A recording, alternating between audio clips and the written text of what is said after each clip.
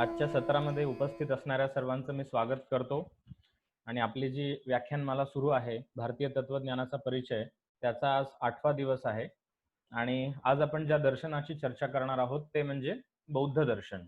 आता कालपर्यंत आपण ज्या सर्व दर्शनांची चर्चा केली ती सर्व आस्तिक दर्शनं होती. सुरुवातीला आपण सांख्य योग या 2 दर्शनांची केली, त्यानंतर वैशेषिक आणि न्याय आणि त्यानंतर मीमांसा आणि वेदांत.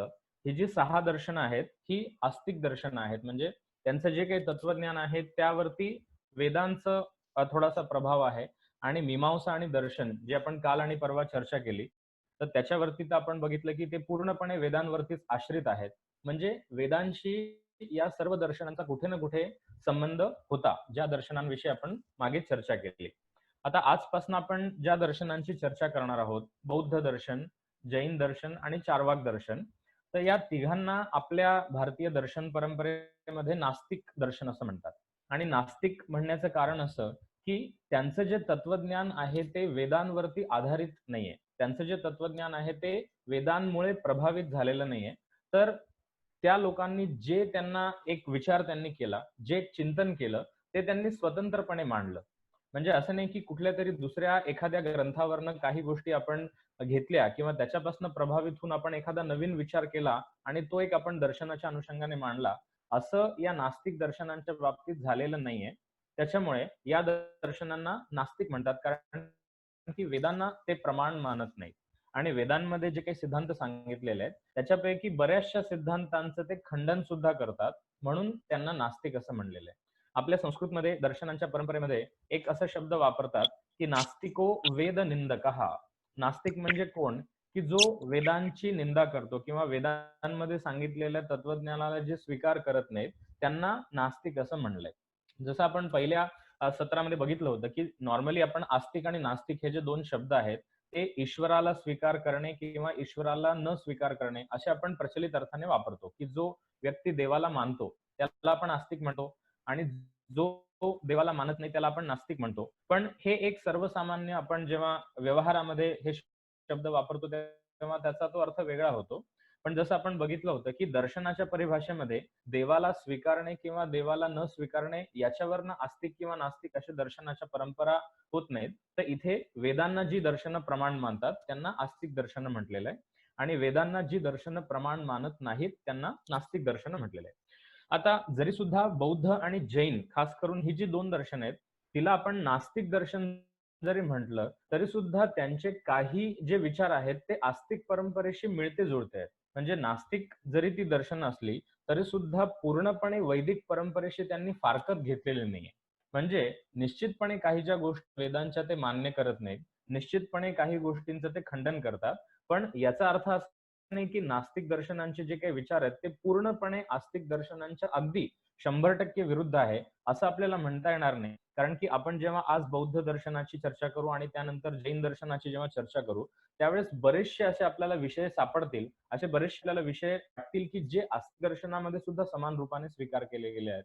म्हणून काय की जरी ही दर्शनं नास्तिक दर्शनं असली तरी सुद्धा या दर्शनांचा जो उद्गम आहे, या दर्शनाचा जो उगम आहे हा भारतीय संस्कृतीमध्येच झालेला असल्यामुळे जरी ते वेदांचं खंडन करत असले तरी सुद्धा या दर्शनांमध्ये चिंतन जे त्यांनी केलेलं आहे त्याला कुठेतरी एक भारतीय चिंतनाची पार्श्वभूमी आपल्याला निश्चित दिसून येते आणि त्यावरती कुठेतरी निश्चितच एक आस्तिक परंपरेचा पण प्रभाव थोडाफार का होईना पण आपल्याला दिसून येतो.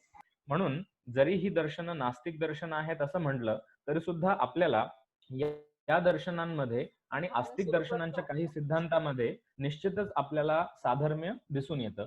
तर आपण जेव्हा त्याविषयी चर्चा करू तेव्हा आपल्याला अधिक स्पष्टपणे असं लक्षात येईल की काही जे सिद्धांत आहेत ते अगदी आस्तिक दर्शनांप्रमाणेच समान रूपाने आपल्याला दिसून येतात. तर आज आपण बौद्ध दर्शनाविषयी चर्चा करणार आहोत आणि जसं आपण दररोज सुरुवात करताना त्या दर्शनाचं नाव तसं का पडलं आणि त्या दर्शनाची परंपरा नक्की काय आहे याविषयी चर्चा करतो, तसंच बौद्ध दर्शनाविषयी सुद्धा ते नाव का बरं आहे ते आपल्या सर्वांना माहिती आहे की गौतम बुद्धांनी जे काही विचार मांडले आणि गौतम बुद्धांपासून नंतर जी एक दर्शनाची परंपरा झाली म्हणून त्याला बौद्ध दर्शन असं म्हणतात. हे जरी असलं तरी सुद्धा थोडंसं या दर्शनाविषयी किंवा त्याच्या परंपरेविषयी जाणून घेताना थोडीशी ऐतिहासिक पार्श्वभूमी सुद्धा आपल्याला माहित असणं आवश्यक आहे असं मला वाटतं.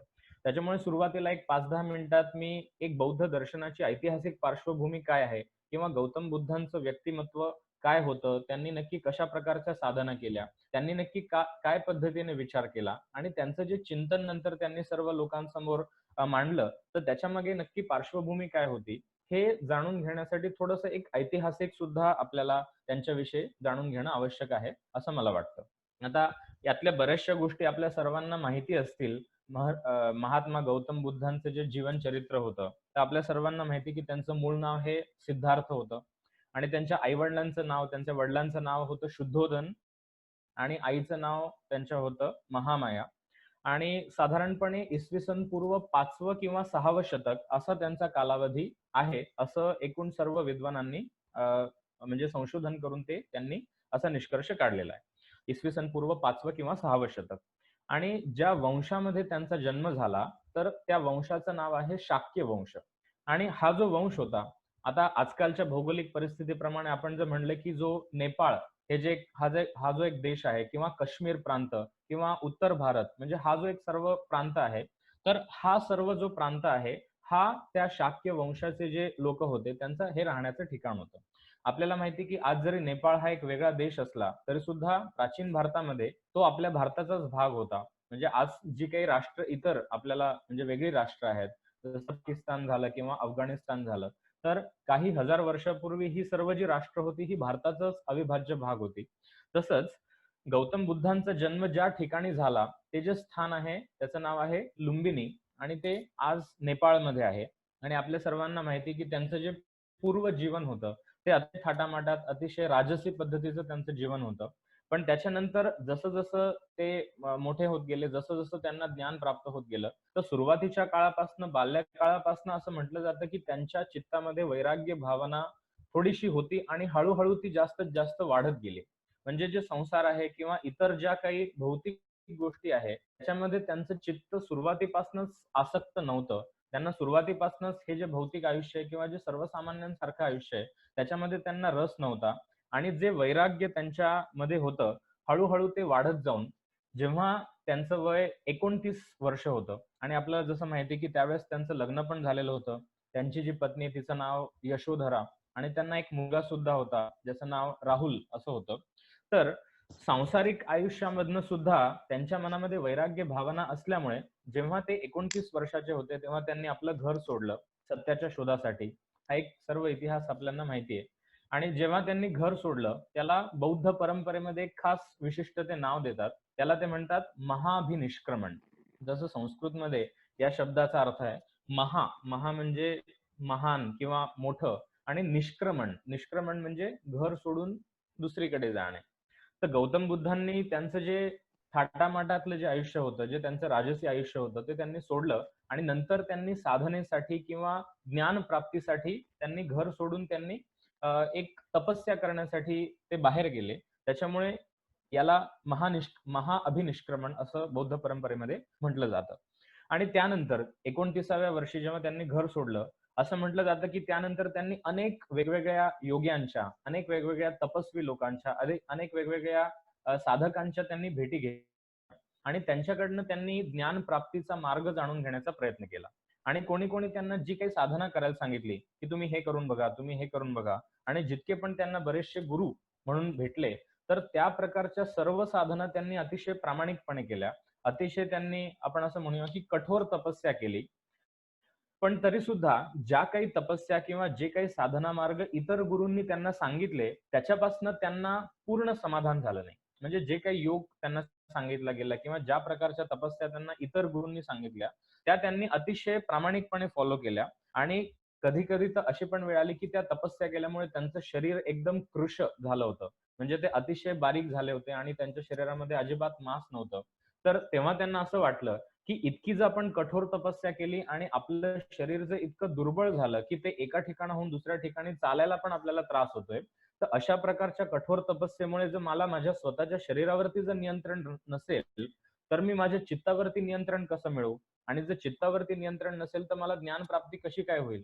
म्हणजे एक प्रकारे अतिशय एक्स्ट्रीम ज्याला आपण इंग्लिशमध्ये म्हणतो, की अतिशय कठोर तपस्या केल्यामुळे त्यांचं शरीर कृश झालं. पण त्यानंतर त्यांना असं वाटलं, की एवढी कठोर तपस्या केल्यानंतर सुद्धा जर मला माझ्या शरीरावरती किंवा मला माझ्या चित्तावरती जर नियंत्रण मिळवता येत नसेल, तर निश्चितच मला या ज्या दुसऱ्यांनी सांगितलेल्या साधना आहेत, त्यापेक्षा काहीतरी वेगळा मार्ग मला अवलंबला पाहिजे. त्यांनी ज्या काही तपस्या केल्या, जे गुरु त्यांना भेटले, जे वेगवेगळे योगी त्यांना भेटले, त्यांच्या सांगण्याप्रमाणे ते तपस्या करत गेले. पण त्यांचं शरीर अतिशय कृश झालं आणि जसं त्यांना वाटलं, की या सर्व ज्या तपस्या आहेत, या करूनही जर आपल्याला ज्ञानप्राप्ती होत नसेल, तर आता जे काही प्रचलित साधना मार्ग आहेत, त्यापेक्षा निश्चित आपल्याला वेगळं काहीतरी आचरण करावं लागेल. त्यापेक्षा निश्चित एखादा नवीन मार्ग आपल्याला शोधून काढावा लागेल.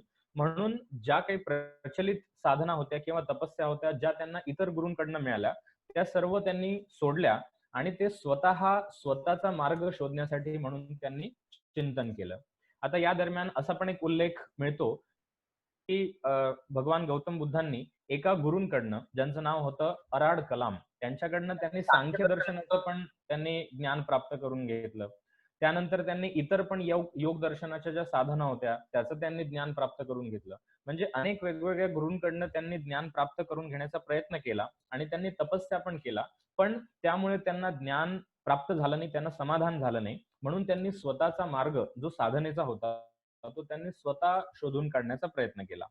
आणि जसं मी सांगितलं, की त्यांनी 29व्या वर्षी घर सोडलं आणि असं करत-करत अनेक तपस्या करत-करत जवळपास 6 वर्ष त्यांनी वेगवेगळ्या तपस्या केल्या आणि जेव्हा त्यांचं वय 35 होतं, तर 35व्या वर्षी बुद्धगया जे स्थान आहे ते बिहारमध्ये आहे. तर तिथे त्यांना ज्ञानप्राप्ती झाली असं म्हटलं जातं. मार्गक्रमणा करत ते फिरत-फिरत सारनाथ या ठिकाणी आले. त्यांनी त्यांचा जो साधनेचा अनुभव होता, तो त्यांनी सर्व भिक्षूंसमोर मांडला आणि हे जे पहिलं त्यांनी प्रवचन दिलं, याला बौद्ध परंपरेमध्ये म्हणतात धर्मचक्र प्रवर्तन.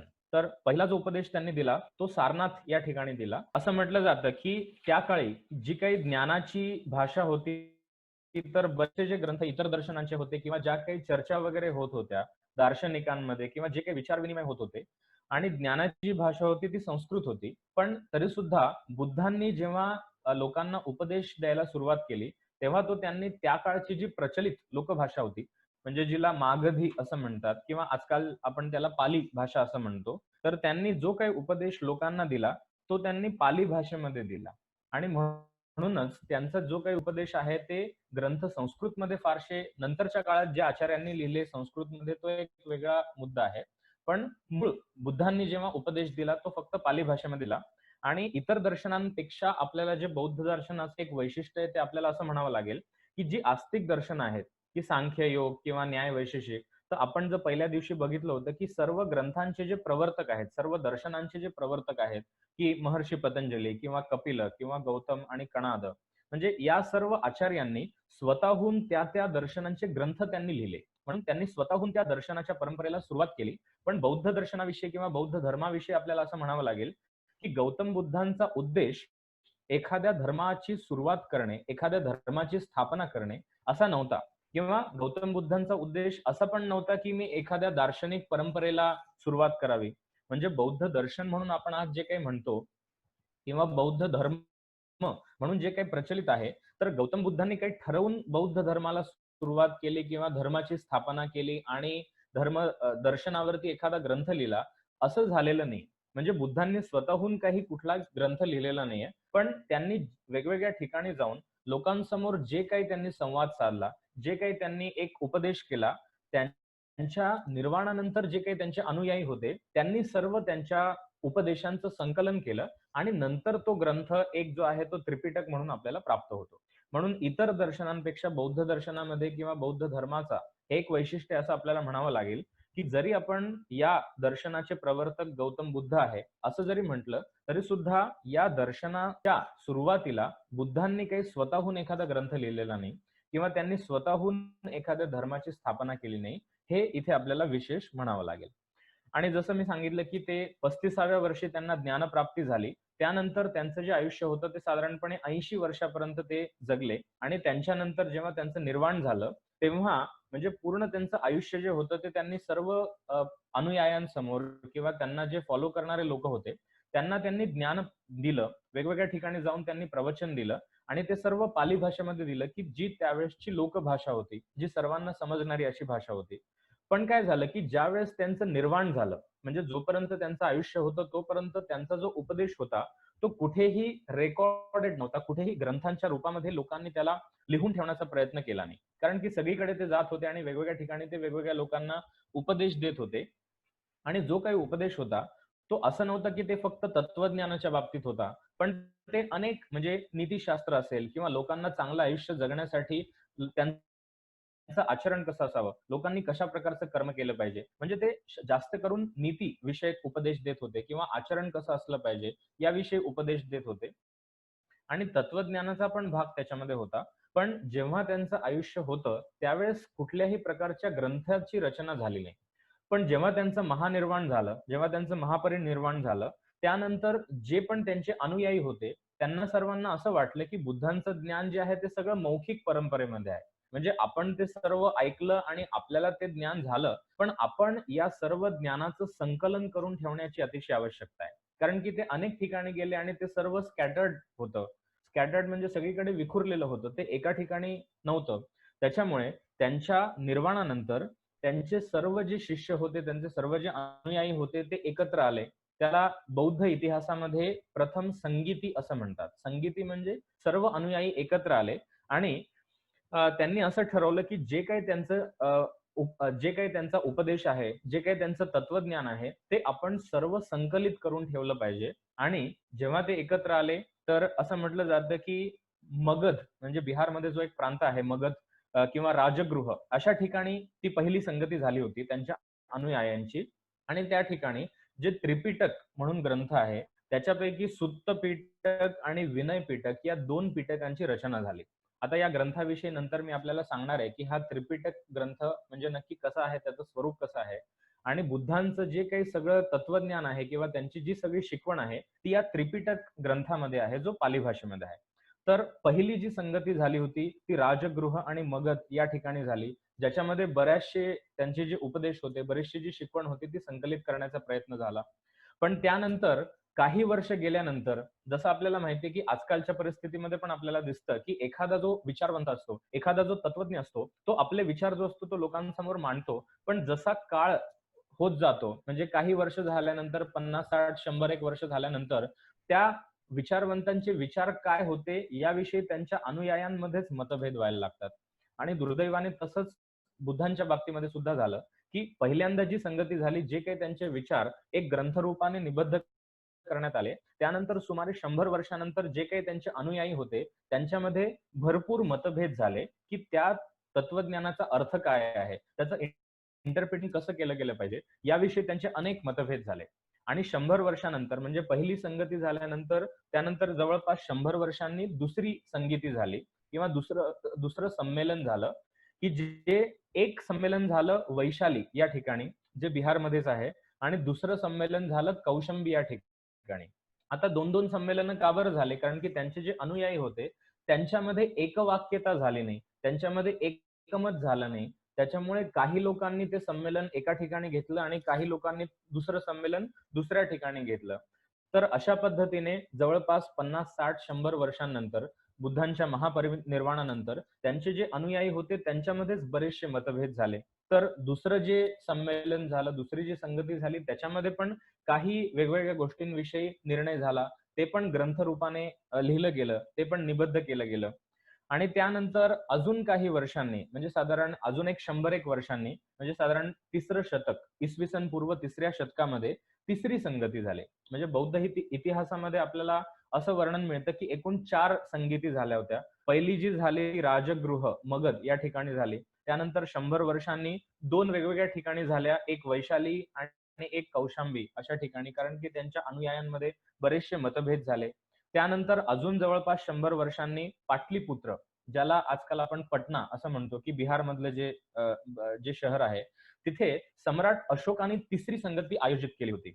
आणि असं म्हटलं जातं बौद्ध परंपरेमध्ये असं आपल्याला वर्णन मिळतं, की सम्राट अशोकाने जेव्हा ती तिसरी संगीती म्हणजे आयोजित केली, तेव्हापर्यंतच बौद्ध परंपरेमध्ये जवळपास 18 वेगवेगळे संप्रदाय उदयाला आले होते. म्हणजे आपण असं बघू शकतो, की मूळ विचारवंत जरी एक असला, तरी सुद्धा त्यांच्या शिष्यांच्या आकलनामध्ये वेगवेगळे भेद असल्यामुळे, त्यांचं आकलन वेगवेगळं झाल्यामुळे सर्वांनी आपापलं इंटरप्रिटेशन वेगवेगळं केलं आणि 3ऱ्या शतकापर्यंत, इसवी सन पूर्व 3ऱ्या शतकापर्यंत जेव्हा सम्राट अशोकाने 3री संगती आयोजित केली, तोपर्यंत बौद्ध परंपरेमध्ये 18 वेगवेगळे संप्रदाय उदयाला आले होते. आणि त्यानंतर जवळपास 400 वर्षांनी 4थी संगीती आयोजित करण्यात आली, जी सम्राट कनिष्क जो होता त्यांनी आयोजित केली काश्मीरमध्ये. काश्मीरची राजधानी एक कुंडलवत नावाचं ठिकाण होतं. तिथे कनिष्क राजांनी 4थी संगीती आयोजित केली. अशा पद्धतीने बौद्ध परंपरेमध्ये, बौद्ध इतिहासामध्ये आपल्याला वर्णन मिळतं, की बुद्धांचा जो उपदेश होता, तो सर्व मौखिक परंपरेमध्ये होता. तो सर्व ओरली ते सगळीकडे जात आणि जे काही उपदेश होता तो शिष्यांना आपल्या देत असत. त्यांनी स्वतःहून ग्रंथाची रचना केली नाही. त्यांनी स्वतःहून तत्वज्ञान मी चालू करावी एखादी परंपरा असं त्यांनी स्वतः कधी ठरवलं नाही किंवा त्यांनी एखाद्या धर्माची स्थापना पण केली नाही. पण त्यांच्या निर्माणानंतर अशा 4 संगती झाल्या आणि त्यांच्या अनुयायांमध्ये वेगवेगळे मत उदयाला आले. त्याच्यामध्ये वेगवेगळं इंटरप्रिटेशन केलं गेलं. म्हणून अनेक वेगवेगळे संप्रदाय बौद्ध परंपरेमध्ये आपल्याला दिसून येतात. आणि जी 4थी संगती झाली होती, त्याविषयी इतिहासामध्ये असं आपल्याला मिळतं, की त्यावेळेस संपूर्ण जे त्रिपिटक, जे पहिल्या संगतीमध्येच बऱ्याच प्रमाणात संकलित केलं गेलं होतं. त्रिपिटक म्हणजे जे बुद्धांचे उपदेश आहेत, त्याच्यावरती एक मोठी व्याख्या लिहिली गेली, ज्याला महाविभाषा असं म्हणतात. आणि जो सम्राट कनिष्क होता, ज्याने ही 4थी संगीती आयोजित केली होती, त्यांनी जी महाविभाषा ही जी मोठी टीका आहे त्रिपिटकावरती, त्यांनी मोठ्या-मोठ्या ताम्रपटांवरती ती कोरून ठेवली आणि काश्मीरमध्ये ती एका स्तूपामध्ये ते सर्व ताम्रपट त्यांनी गाडून ठेवले. आणि याच्यामध्ये एक इंटरेस्टिंग गोष्ट अशी आहे, की म्हणजे जे जी महाविभाषा, जी एक व्याख्या त्रिपिटकावरती लिहिली गेली आणि जे ताम्रपटांवरती त्यांनी स्तूपांमध्ये ते गाडून ठेवले, ते अजूनही काश्मीरमध्ये कुठे आहेत याविषयी आपल्याला माहिती नाहीये. आणि कधी कुठल्या वेळेला ते सर्व आपल्याला समोर येईल आणि कधी ते आपल्याला बघायला मिळेल हे आपल्याला माहिती नाही. कारण की काश्मीरमध्ये नक्की ते स्थान कुठे होतं याविषयी अजूनही निश्चित माहिती उपलब्ध नाही. आणि तो स्तूप नक्की कुठे आहे याविषयी आपल्याला अजून माहिती नाही. पण इतिहासामध्ये निश्चित याविषयी रेकॉर्ड असा एक मिळतो, की ते सर्व म्हणजे जे भाष्य होतं, की ज्याला महाविभाषा असं म्हणतात, तर ते सर्व ताम्रपटांवरती कोरलेलं आहे आणि ते त्या स्तूपामध्ये त्यांनी गाडून ठेवलेलं आहे. तर अशा पद्धतीने एक बौद्ध इतिहासामध्ये आपल्याला सर्व वर्णन मिळतं आणि 400 म्हणजे जी 4थी संगती झाली, त्यानंतर पुन्हा कोणी ती संगती आयोजित केली नाही. पण तोपर्यंत अनेक वेगवेगळे मतं, अनेक वेगवेगळे संप्रदाय उदयाला आले. पण तरी सुद्धा गौतम बुद्धांचा जो मूळ उपदेश होता, त्या ग्रंथाचं जे संकलन केलं गेलं त्याला म्हणतात त्रिपिटक. आणि पिटक, आता हे सर्व पाली भाषेतले शब्द आहेत. तर आपल्याला माहिती आहे की संस्कृतमध्ये सुद्धा म्हणजे 3 आणि पिटक याचा अर्थ ते करतात की एखादी पेटी, एखादा पेटारा. म्हणजे त्याच्यामध्ये इतकं ज्ञान आहे, इतकं ज्ञान त्याच्यामध्ये जतन करून ठेवलेलं आहे आणि अनेक वेगवेगळ्या विषयांवरती त्याच्यात चर्चा आहे म्हणून त्याला पिटक किंवा पेटारा असं म्हटलं गेलेलं आहे. आणि त्याच्यामध्ये बुद्धांचे जे उपदेश त्यांनी वेगवेगळ्या ठिकाणी जाऊन दिले, त्या सर्वांचं संकलन त्रिपिटकामध्ये आहे. पाली भाषेमध्ये तो ग्रंथ आहे आणि तो आज उपलब्ध आहे, असं म्हटलं जातं. तर त्याच्यामध्ये जे 3 भाग आहे, त्याच्याविषयी अगदी थोडक्यामध्ये मी सांगतो आणि मग जे तत्वज्ञान आपण बौद्ध तत्वज्ञान म्हणून म्हणतो, त्या विषयाकडे आपण जाऊया. तर त्रिपिटकामध्ये 3 भाग आहेत. एक म्हणजे विनय पिटक, दुसरं म्हणजे सुत्त पिटक आणि तिसरं म्हणजे अभिधम्म पिटक. आता हे पाली भाषेमधले शब्द आहेत. तर विनय पिटक, आता विनय हे संस्कृतमध्ये सुद्धा तसंच विनय शब्द आपल्याला माहिती आहे, की विनय शब्द तसाच आपण मराठीमध्ये सुद्धा वापरतो. तर विनय पिटकामध्ये हा जो एक भाग आहे त्रिपिटकाचा, त्याच्यामध्ये भिक्षू जे काही आहेत म्हणजे जे गौतम बुद्धांचं आचरण किंवा त्यांचा जे उपदेश आहे ते फॉलो करणारे होते आणि ज्यांनी आपलं घर सोडून ज्यांनी भिक्षू धर्म स्वीकार केला, तर अशा भिक्षू आणि भिक्षुणींसाठी आचरणाचे जे काही नियम बुद्धांनी सांगितले, त्या सर्व नियमांचं संकलन विनय पिटकामध्ये केलं जातं. विनय पिटकामध्ये आहे. त्यानंतर दुसरं जे आहे सुत्त पिटक. तर सुत्त म्हणजे सूत्र, ज्याला आपण संस्कृतमध्ये म्हणतो. तर हा जो सुत्त पिटक भाग आहे, हा सगळ्यात महत्त्वपूर्ण भाग आहे, की ज्याच्यामध्ये अनेक विषय येतात. तर थोडक्यामध्ये त्याच्यामध्ये गौतम बुद्धांचं चरित्र पण त्यांच्या अनुयायांनी संकलित करून त्याचं पण त्याच्यामध्ये वर्णन आहे. त्यांनी केलेले वेगवेगळे उपदेश पण सुत्त पिटकामध्ये आहेत. आणि अजून एक विशेषता म्हणजे, की त्याच्यामधला एक जो भाग आहे, की ज्याला म्हणतात ब्रह्मजाल सुत्त. याच्यामध्ये त्या काळी प्रचलित म्हणजे गौतम बुद्धांच्या काळी प्रचलित असणारे जे वेगवेगळे दार्शनिक संप्रदाय होते, त्या सर्व मतांचा संक्षेपाने वर्णन त्याच्यामध्ये येतं. आणि आपल्याला ऐकून आश्चर्य वाटेल की 62 वेगवेगळ्या दार्शनिक मतांचा विचार त्या भागामध्ये केलेला आहे. म्हणजे आता जेव्हा आपण दर्शनाविषयी चर्चा करतो, तेव्हा आपल्याला फक्त 6 आस्तिक दर्शनं आणि 3 नास्तिक दर्शनं एवढाच आपण विचार करतो. पण त्या सुत्त पिटकामध्ये एक जो भाग आहे, त्याच्यामध्ये त्या काळी अस्तित्वात असणारे किंवा त्या काळी ज्या लोकांनी वेगवेगळं चिंतन केलं, असे 62 वेगवेगळे दार्शनिक मतं त्याच्यामध्ये त्यांनी वर्णन केलेलं आहे. आणि त्यावेळेस 62 असतील आणि त्याच्यानंतर इतर पण जैन ग्रंथांमध्ये पण असं काही वर्णन आहे, की ते 300 पेक्षा जास्त वेगवेगळे दार्शनिक संप्रदाय त्या काळी होते. आता त्याच्यातले बरेचसे संप्रदाय लुप्त पावले किंवा त्याच्यातले बरेचसे जे संप्रदाय होते त्याला अनुयायी कोणी नव्हते किंवा त्या संप्रदायांना पुढे विस्तार करणारे कोणी लोक नव्हते किंवा त्याच्यावरती जास्त ग्रंथरचना झाली नाही. आणि बरेचसे संप्रदाय किंवा त्यांचं जे चिंतन होतं ते मौखिक परंपरेमध्ये असल्यामुळे काही काळाने ते लुप्त झालं, कारण की ते ग्रंथांच्या रूपामध्ये निबद्ध, ग्रंथांच्या रूपाने त्याचं लेखन केलं गेलं नाही. म्हणजे असे बरेच आपल्याला गोष्टी इतिहासामध्ये मिळतात. तर या सुत्त पिटकामध्ये अशा अनेक मतांचा उल्लेख आहे. त्यानंतर जो बौद्ध दर्शनाचा मुख्य सिद्धांत आहे आर्य सत्य, त्याचं पण वर्णन सुत्त पिटकामध्ये आहे.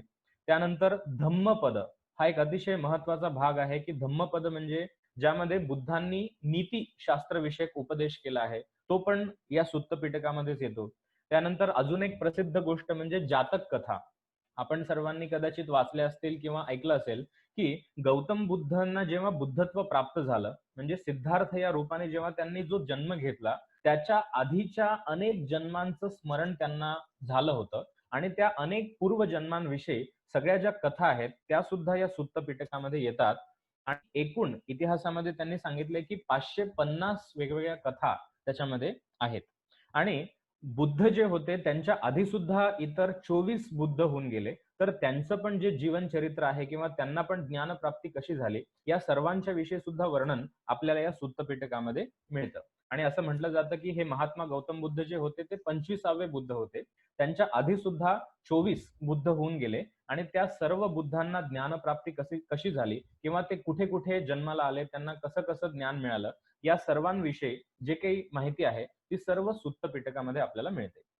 तर जसं मी सांगितलं की त्रिपिटकामध्ये 3 भाग आहेत. पहिला म्हणजे विनय पिटक, ज्याच्यामध्ये भिक्षूंसाठी काही आचरणाचे नियम आहेत. दुसरा म्हणजे सुत्त पिटक, ज्यामध्ये हे सर्व विषय आपल्याला मिळतात. आणि तिसरा जो भाग आहे तो म्हणजे अभिधम्म पिटक, तर ज्याला आपण संस्कृतमध्ये असं म्हणू शकतो की अभिधर्म. अभि, संस्कृतमध्ये जो अभि हा एक उपसर्ग आहे. अभि म्हणजे एखाद्या गोष्टीला सम्मुख होणे, एखाद्या गोष्टीला जसं आपण इंग्लिशमध्ये म्हणतो की फेस टू फेस, समोरासमोर. म्हणजे अभिधम्म हा जो भाग आहे की धर्माला समोरून जाणणे. म्हणजे थोडक्यात काय की ज्ञान प्राप्तीसाठी किंवा निर्वाणासाठी ज्या काही उपयुक्त गोष्टी आहेत, त्या सर्व गोष्टींचं जे विवेचन आहे ते अभिधम्म पिटकामध्ये केलं जातं. अशी या ग्रंथाची एक थोडक्यामध्ये रचना आहे. तर याच्यामध्ये 3 भाग आहेत: विनय पिटक, सुत्त पिटक आणि अभिधम्म पिटक.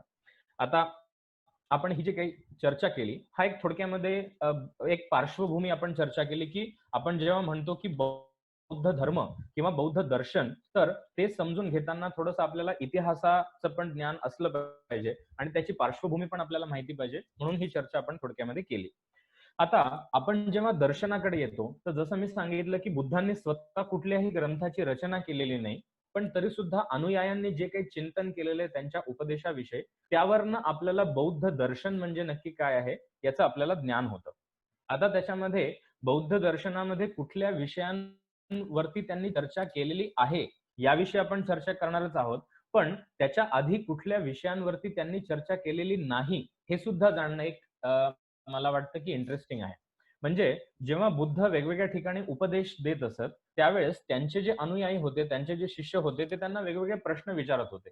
आणि जसं इतर दर्शनांमध्ये काही जे अगदी प्रसिद्ध विषय येतात, की आत्मा म्हणजे काय? किंवा मोक्ष म्हणजे काय? किंवा मोक्ष कसा मिळाला पाहिजे? असे काही काही जे प्रश्न होते, जे अनुयायांनी त्यांना विचारले, पण बुद्धांनी काही प्रश्नांना उत्तर दिलं नाही. म्हणजे जाणीवपूर्वक त्यांनी काही प्रश्नांना उत्तर देण्याचं टाळलं. तर बौद्ध परंपरेमध्ये असे 10 विषय आहेत की ज्यांना म्हणतात अव्याकृत प्रश्न. अव्याकृत म्हणजे काय की बुद्धांनी जाणीवपूर्वक त्याच्याविषयी मौन बाळगलं, त्यांनी स्वतःहून त्याच्याविषयी कुठलीही माहिती सांगितली नाही. तर ते 10 जे अव्याकृत प्रश्न आहेत किंवा त्याला आपण संस्कृतमध्ये अनिर्वचनीय सुद्धा म्हणतो, अनिर्वचनीय म्हणजे ज्याविषयी सांगितलं जाऊ शकत नाही, ज्याविषयी सांगितलं गेलं नाही पाहिजे. आता याविषयी आपल्याला असा प्रश्न पडेल, की शिष्यांनी प्रश्न विचारले आणि बुद्धांना तर संपूर्ण ज्ञान प्राप्त झालं होतं, तर मग त्यांनी त्यांना उत्तर का नाही दिलं? तर याविषयी एक आपल्याला असं म्हणता येईल, की बुद्धांचा अप्रोच असा होता, त्यांची एक विचारसरणी होती, की ज्या गोष्टी आपण अनुभवाच्या द्वारे जाणल्या पाहिजेत, त्या अनुभवाच्या द्वारेच जाणल्या पाहिजेत आणि ज्या गोष्टींचं ज्ञान शब्दांनी होऊ शकतं, त्याविषयी आपण चर्चा करू शकतो. पण ज्या काही गोष्टी आहेत, समजा आता मोक्ष आहे किंवा काही जी गोष्टी आहे, की आत्मा वगैरे. आता अशा गोष्टींविषयी आपण जर नुसती शाब्दिक चर्चा केली, आपण नुसतं शब्दांनी त्यांचं ज्ञान प्राप्त करून घेण्याचा प्रयत्न केला, तर त्या शब्दांच्या चर्चेद्वारे आपल्याला काही आउटपुट मिळणार नाही. त्याच्यामधनं आपल्याला काही प्राप्ती होणार नाही. म्हणून बुद्धांचा एक अप्रोच असा होता, त्यांचा एक विचार असा होता, की ज्या गोष्टींना आपण स्पष्ट करू शकतो, त्या आपण स्पष्ट केल्या पाहिजेत. पण ज्या गोष्टींना आपण स्पष्ट करू शकत नाही, ज्या गोष्टींचं आपण शब्दांच्या माध्यमातून वर्णन करू शकत नाही, त्याच्याविषयी मौन बाळगलेलं बरं. त्याविषयी मौन बाळगणं हे जास्त चांगलं. त्याच्यामुळे एक अगदी प्रसिद्ध वचन आहे बुद्धांचं, की त्याला इंग्लिशमध्ये एक मी थोडक्यामध्ये सांगतो, की ते असं म्हणतात, की "the things which cannot be said, they must not be said." म्हणजे ज्या गोष्टींविषयी वर्णन केलं जाऊ शकत नाही, त्याविषयी बोललंच गेलं नाही पाहिजे. आता थोडंसं हा जो एक बुद्धांचा विचार होता, याला आपल्याला म्हणता येईल, की जसं हे नास्तिक परंपरा आहे, जसं ही नास्तिक ट्रेडिशन आहे, की वेदांमध्ये किंवा उपनिषदांमध्ये कसं होतं, की काल जसं आपण वेदांत दर्शनाविषयी चर्चा केली, तर उपनिषदांमध्ये आत्म्याविषयी बरेचसे वचन आपल्याला मिळतात, की आत्मा कसा आहे, तो सच्चित आनंद स्वरूप आहे किंवा आत्मा हा सर्वव्यापी आहे, वगैरे, वगैरे.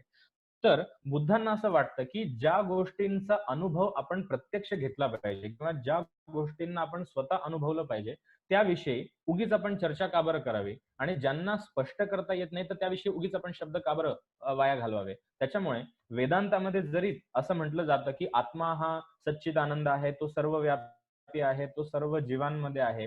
पण तरी सुद्धा उपनिषदांमध्ये आपल्याला असं पण मिळतं, की नेती नेती म्हणजे हे नाहीये, हे नाहीये, शरीर नाहीये, तो इंद्रिय नाहीये, तो बुद्धी नाहीये, तो प्राण नाहीये. म्हणजे काय, की खंडनात्मक वर्णन आपल्याला जास्त मिळतं. आणि उपनिषदांमध्ये पण असं आपल्याला मिळतं, की तो अनिर्वचनीय आहे किंवा तो अमेय आहे, अप्रमेय आहे. त्याचं ज्ञान आपल्याला इंद्रियांच्या माध्यमातून होऊ शकत नाही. म्हणजे एकीकडे असं म्हटलं जातं, की आत्मा हा सर्वश्रेष्ठ आहे, तो सर्वव्यापी आहे आणि त्याविषयी अनेक आपल्याला उपनिषदामध्ये मंत्र सापडतात. आणि त्याचबरोबर असं पण म्हटलं जातं, की त्याचं ज्ञान आपल्याला इंद्रियांच्या माध्यमातून होऊ शकत नाही. मग जर होऊ शकत नाही, तर मग त्याविषयी चर्चा का बरं करावी? असा बुद्धांचा एक विचार होता.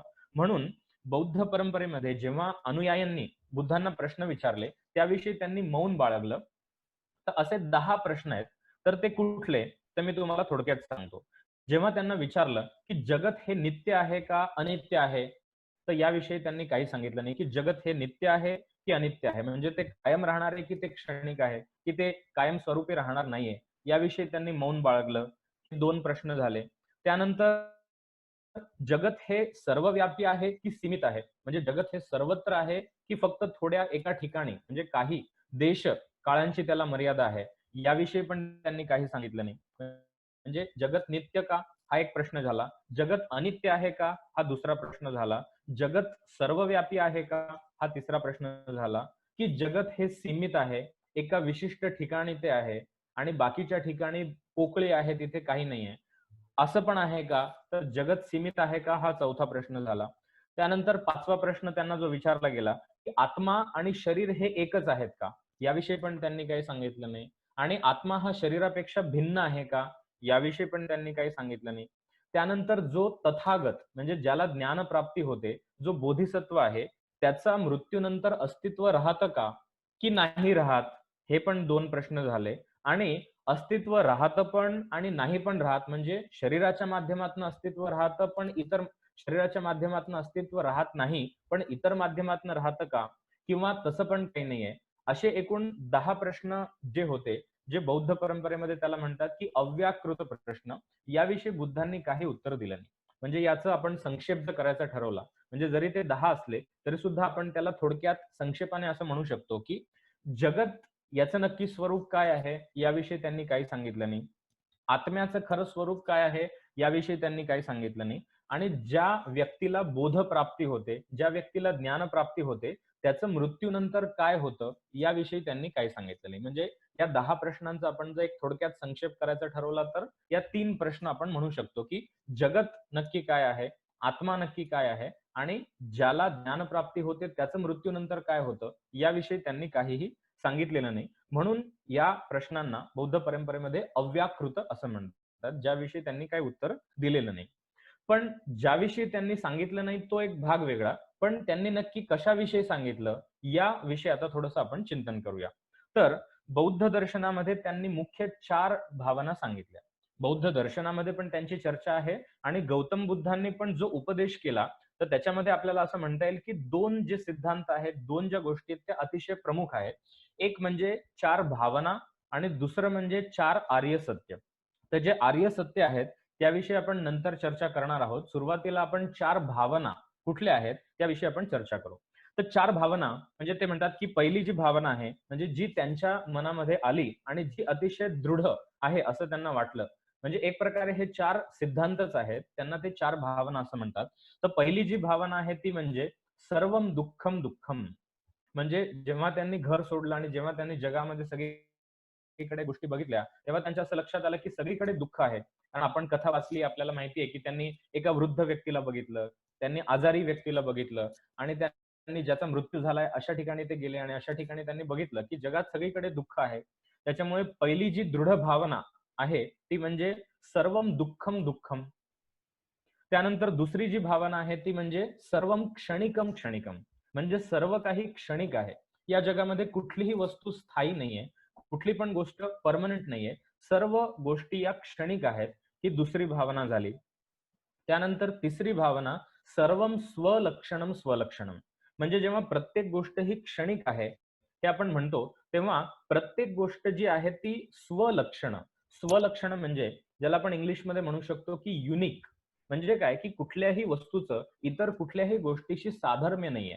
प्रत्येक गोष्ट ही क्षणिक आहे आणि प्रत्येक गोष्ट ही आपल्यामध्ये विशेष आहे. तिची इतर इतर कुठल्याही गोष्टीशी तुलना केली जाऊ शकत नाही. म्हणून ही जी तिसरी भावना आहे, ही म्हणजे सर्वं स्वलक्षणं स्वलक्षणं आणि चौथी जी भावना आहे, ती म्हणजे सर्वं शून्यं शून्यं. आता शून्य म्हणजे नक्की काय? याविषयी आपण तो एक सिद्धांत पुढे आपण चर्चा करणार आहोत. आणि काही ठिकाणी सर्वं दुःखं दुःखं, सर्वं क्षणिकं क्षणिकं, सर्वं स्वलक्षणं स्वलक्षणं आणि सर्वं शून्यं शून्यं या 4 भावनांविषयी वर्णन येतं. आणि काही ग्रंथांमध्ये सर्वं स्वलक्षणंच्या ऐवजी सर्वं अनात्मं अशी पण भावना एक सांगितली जाते, की सर्व जे आहे ते आत्मरूप नाहीये. म्हणजे एक मुख्य जो सिद्धांत आहे, की बौद्ध दर्शनामध्ये त्यांनी आत्म्याला स्वीकारलेलं नाही. ते म्हणतात, की आत्मा नावाचा कुठलाही पदार्थ अस्तित्वात नसतो आणि जी आपली चेतना आहे, जे आपले शरीर आहे, जे आपले इंद्रिय आहेत, यांचा संघातच फक्त आपल्याला वाटतं, की आत्मरूप आहे. पण प्रत्यक्षामध्ये जे मी अशी कुठलीही त्याच्यामध्ये एक पदार्थ नाहीये किंवा अशी कुठलीही त्याच्यामध्ये भावना नसते. तर अशा पद्धतीने 4 भावना आहेत. आणि कायम जेव्हा म्हणतात तेव्हा ते 2 वेळेला म्हणतात. सर्वं दुःखं दुःखं 2 वेळेला. सर्वं क्षणिकं क्षणिकं. सर्वं स्वलक्षणं स्वलक्षणं आणि सर्वं शून्यं शून्यं. तर 2 वेळेला म्हणण्याचं कारण असं, की त्या भावाला ते दृढपणे सांगू इच्छितात. एखादी गोष्ट आपण जेव्हा 2 वेळेला सांगतो, एखादी गोष्ट आपण जेव्हा वारंवार सांगतो, तेव्हा आपल्याला अतिशय फोर्सफुली ते सांगायचं असतं. आपल्याला अतिशय ते दृढपणे सांगायचं असतं. म्हणून बौद्ध ग्रंथामध्ये 2 वेळा त्याचा उल्लेख केला जातो. आता सर्वं दुःखं दुःखं याविषयी काही स्पष्टीकरण देण्याची आवश्यकता नाहीये. कारण की सर्व ग्रंथांमध्ये ते म्हणतात, की प्रत्येक व्यक्तीला, प्रत्येक जीवाला आयुष्यामध्ये दुःखाचा अनुभव येत असतो आणि ते आपल्याला प्रत्यक्ष अनुभवाला येत असल्यामुळे त्याविषयी काही अगदी सिद्ध करण्याची आवश्यकता नाही, की दुःख खरंच आहे का नाहीये. कारण की आपण सर्व त्याचा अनुभव घेतो. त्याच्यामुळे दुःखाविषयी त्यांनी फारशी चर्चा केलेली नाही किंवा त्याला त्यांनी सिद्ध करण्याचा प्रयत्न केला नाही. कारण की सर्वच जीव त्याला प्रत्यक्ष अनुभवाच्या द्वारे अनुभव करत असतात. त्यानंतर दुसरी जी भावना आहे सर्वं क्षणिकं क्षणिकं याविषयी बरीचशी चर्चा बौद्ध दर्शनामध्ये होते. तर त्याविषयी थोडक्यात आपल्याला मी सांगतो. आता जसं आपण सुद्धा कधी-कधी म्हणतो, की हे जगत जे आहे ते क्षणिक आहे. पण आपली त्यामागची भावना काय असते, की जगत क्षणिक आहे म्हणजे आपल्याला असं म्हणायचं असतं, की हे जे जग आहे हे परमनंट नाहीये. कायमस्वरूपी राहणारं नाहीये. पण क्षणिक म्हणजे आपल्याला असं नसतं म्हणायचं, की क्षणिक म्हणजे खरोखरच एक क्षण राहणारं. पण बौद्ध दर्शनामध्ये क्षणिक या शब्दाचा अर्थ आहे की खरोखरच फक्त एकच क्षण ज्याचं अस्तित्व आहे. म्हणजे ते असं म्हणतात की या जगामध्ये अस्तित्वात असणारे सर्व जे पदार्थ आहेत, म्हणजे जगामध्ये अस्तित्वात असणारे सुद्धा आणि प्रत्येक जीव सुद्धा तो क्षणिक आहे. आता आपल्याला असं वाटेल की असं कसं काय की क्षणिक आहे? कारण की मी जो अस्तित्वात आहे, मी अनेक वर्ष माझं आयुष्य आहे. मी 20-30 वर्ष, 40 वर्ष आणि लोकांना वाटतं की 70, 80, 90 वर्ष सुद्धा ज्यांचं आयुष्य आहे, तो मीच आहे. म्हणजे जो मी 80 वर्षापूर्वी जन्माला आलो होतो, तोच आज सुद्धा मी आहे. म्हणजे आपल्याला असं वाटतं की क्षणिक कसं काय होऊ शकतं? तर त्यांनी क्षणिकत्व याला सिद्ध करण्यासाठी, कारण की तो प्रत्यक्ष आपल्याला अनुभवाला येत नाही. म्हणजे क्षणिक सगळ्या गोष्टी कशा काय आहेत, यासाठी त्यांनी अनुमानाच्या द्वारे सिद्ध केलंय. कारण की प्रत्यक्ष प्रमाणाच्या द्वारे आपल्याला अनुभवाला येतं की सर्व गोष्टी या स्थिर आहेत. सर्व गोष्टी या स्थायी आहेत. मला सुद्धा वाटतं की आपण जी चर्चा करतो आहोत, तर तुम्ही आणि मी इथे आपण 1.5 तास, 2 तास आहोत आणि आपलं अस्तित्व स्थिर आहे आणि आपण तेच आहोत की जे काल पण होतो. आपण तेच आहोत की जे 10 दिवसापूर्वी सुद्धा होतो. आपण तेच आहोत की अनेक वर्षांपासून आपलं अस्तित्व आहे. म्हणजे प्रत्येक जीवाला आपण क्षणिक आहोत अशा पद्धतीचं ज्ञान होत नाही. तर आपण स्थायी आहोत, आपण पर्मनंट आहोत आणि अनेक वर्ष आपण आहोत, असं आपल्याला वाटतं. त्याच्यामुळे जरी सुद्धा प्रत्यक्ष प्रमाणाच्या द्वारे सर्व गोष्टी क्षणिक आहेत असं सिद्ध नसतं करता आलं. त्यामुळे ते अनुमानाच्या द्वारे सिद्ध करतात की प्रत्येक गोष्ट ही क्षणिक का बरं आहे. आता त्याविषयी ते तर्क असा देतात. अर्थात हा जो सगळा तर्क आहे हा स्वतः गौतम बुद्धांनी दिलेला नाहीये, पण त्यांच्या अनुयायांनी त्या ज्या भावना बुद्धांनी सांगितल्या आहेत त्याला सिद्ध करण्याचा त्यांनी प्रयत्न केला. आता अनुमानाच्या द्वारे आपण कसं काय म्हणू शकतो की सर्व काही क्षणिक आहे? तर याविषयी त्यांनी एक अशी संज्ञा वापरली की अर्थक्रियाकारित्व हा एक शब्द आपल्याला जाणून घ्यायला पाहिजे. क्रियाकारी, क्रिया म्हणजे एखादी क्रिया जशी ऍक्शन आणि कारी म्हणजे क्रिया करणारा. तर प्रत्येक पदार्थामध्ये काही ना काही क्रिया होत असते आणि अर्थ, अर्थ म्हणजे प्रयोजन. म्हणजे जी पण काही क्रिया होते त्या क्रियेचं काही ना काही प्रयोजन असतं. म्हणजे कुठली पण जी क्रिया आहे ती काही निष्कारण होत नसते. प्रत्येक क्रियाला काही ना काही त्याचा संबंध असतो. त्याचं काही ना काही प्रयोजन असतं. तर बौद्ध दर्शनामध्ये ते असं म्हणतात की प्रत्येक वस्तूमध्ये काही ना काही क्रिया करण्याचं सामर्थ्य आहे. पण प्रत्येक वस्तूमध्ये जी त्या क्षणापुरतं सीमित आहे, म्हणजे ते म्हणतात की प्रत्येक वस्तू ही क्षणिक आहे आणि फक्त त्या वस्तूमध्ये त्या क्षणामध्ये जी क्रिया करण्याचं सामर्थ्य आहे तेवढंच आपल्याला मानावं लागेल. आता म्हणजे काय की अर्थक्रियाकारित्व म्हणजे काय की एखादी प्रयोजन असणारी क्रिया करण्याची योग्यता त्या वस्तूमध्ये असणे. म्हणजे काय की थोडक्यात मी तुम्हाला एक उदाहरण सांगतो की माझ्या हातामध्ये पेन आहे. आता ही जी वस्तू माझ्या हातामध्ये आहे, तर मला वाटतं की हा जो पेन आहे हा 1 तास मी या पेनाने जर लिहित असेल तर तो स्थिर आहे, असं मला वाटतं. पण ते म्हणतात की हा जो पेन आहे हा प्रत्येक क्षणाला बदलणारा आहे. हा प्रत्येक क्षणाला वेगवेगळा आहे. कारण की का? कारण की आत्ता माझ्या हातामध्ये जो पेन आहे, जर मी हा प्रश्न विचारला की या पेनाने लिहिलं जाऊ शकतं का? तर आपल्या सगळ्यांना वाटेल की हो, लिहिलं जाऊ शकतं. का नाही लिहिलं जाऊ शकत? म्हणजे या पेनामध्ये सुद्धा लिहिलं जाण्याची योग्यता आहे. म्हणजे त्याद्वारे आपण लिहू शकतो. पण बौद्ध दार्शनिक असं म्हणतात, की या पेनाच्या द्वारे लिहिलं जाऊ शकत नाही, कारण की आत्ता लिहिण्याची क्रिया होत नाहीये. म्हणजे काय, की ज्यावेळेस एखादी क्रिया होते, तेव्हा फक्त त्या वस्तूमध्ये ती योग्यता आहे, असं आपल्याला म्हणावं लागेल. आणि आत्ता समजा मी हा पेन नुसता हातात धरून बसलेलो आहे, तर आत्ता जर या पेनाच्याद्वारे लिहिण्याची क्रिया होत नसेल, तर काय प्रमाण आहे असं म्हणण्याची की त्याच्यामधनं लिहिलं जाऊ शकतं. म्हणजे काय की आत्ता जर पेनाने लिहिलं जात नाहीये, याचा अर्थ काय की या पेनामध्ये लिहिलं जाण्याची योग्यता नाहीये, आत्ता या क्षणाचा जो पेन आहे तो. आणि समजा दुसऱ्या क्षणाला मी या पेनाचं टोपण उघडून जर मी लिहायला सुरुवात केली, तर ते म्हणतात की बघा, पहिल्या क्षणाचा जो पेन होता, त्याच्यामध्ये लिहिलं जात नव्हतं. त्याच्यामध्ये लिहिण्याची योग्यता नव्हती आणि दुसऱ्या क्षणाचा जो पेन आहे, जेव्हा आपण लिहायला सुरुवात केली, त्याच्याद्वारे लिहिलं जातंय याच्यावरनं सिद्ध होतं, की दुसऱ्या क्षणाच्या पेनमध्ये ती योग्यता आहे. याच्यावरूनच आपल्याला काय म्हणता येईल, की पहिला पेन आणि दुसरा पेन हा वेगळा आहे. कारण की समजा एखाद्या पदार्थामध्ये योग्यता असेल, तर ती निश्चितपणे प्रकट होईल आणि ती नुसती झाकलेली राहणार नाही. आणि समजा झाकलेली आहे असं आपण म्हटलं, की जरी सुद्धा मी हा पेन धरला आणि या पेनाने आत्ता या क्षणाला लिहिलं जात नसेल, तर मी कसं काय म्हणू शकतो, की या पेनाने लिहिलं जाऊ शकतं? कारण की जर ती क्रिया दिसून येत नाहीये, तर आपल्याकडे काय प्रमाण आहे हे म्हणण्याचं, की त्याच्यामध्ये सुद्धा ती योग्यता आहे. म्हणून ते म्हणतात, की एखादी गोष्ट, एखादी योग्यता जेव्हा प्रकट होते, तेव्हाच आपण असं म्हणू शकतो की त्यामध्ये ती योग्यता आहे. जर ती प्रकट होत नसेल, तर आपण कसं काय म्हणू शकतो की त्यामध्ये ती योग्यता आहे? म्हणजे जेव्हा ती प्रकट होणार नाही, त्यामध्ये ती योग्यता नसणार आहे, असं बौद्ध परंपरेमध्ये मानतात. म्हणजे काय, की पहिल्या क्षणाचा पेन जो मी फक्त हातात धरून बसलोय, त्याच्यामध्ये लिहिलं जाण्याची योग्यता नाहीये आणि दुसऱ्या क्षणाचा पेन ज्याद्वारे मी लिहितो आहे, त्याच्यामध्ये लिहिलं जाण्याची योग्यता आहे. यावरनं सिद्ध होतं, की पहिला पेन आणि दुसरा पेन हा वेगळा आहे. प्रत्येक क्षणाला त्याचं अस्तित्व वेगवेगळं आहे. म्हणजे पहिल्या क्षणाचा पेन हा वेगळा होता, ज्याच्यामध्ये लिहिलं जाण्याची योग्यता नव्हती आणि दुसऱ्या क्षणाचा पेन हा वेगळा आहे, की ज्याच्यामध्ये लिहिलं जाण्याची योग्यता आहे. म्हणजे काय, की एखाद्या वस्तूच्या द्वारे ज्या पद्धतीची क्रिया होतीये, त्या क्रियेवरनंच आपल्याला असं म्हणता येईल, की प्रत्येक क्षणी होणारी क्रिया ही वेगळी आहे. एका क्षणाला होणारी क्रिया वेगळी आहे, दुसऱ्या क्षणाला होणारी क्रिया वेगळी आहे, तिसऱ्या क्षणाला होणारी क्रिया वेगळी आहे. तर त्या क्षणी अस्तित्वात असणारा जो पदार्थ आहे, त्याच्यामध्ये फक्त तीच योग्यता आहे आणि त्या व्यतिरिक्त योग्यता त्याच्यामध्ये असू शकत नाही. कारण की जर इतर योग्यता त्याच्यामध्ये असली असती, तर ती प्रकट झाली असती. आणि जर प्रकट होत नाहीये, तर काय आधार आहे असं म्हणण्याचा, की त्याच्यामध्ये ती योग्यता आहे? म्हणजे आता अजून एक दुसरं उदाहरण देतो. कारण की हा जो सिद्धांत आहे, हा अतिशय त्यांनी तर्काने एक स्थापित करण्याचा प्रयत्न केलाय.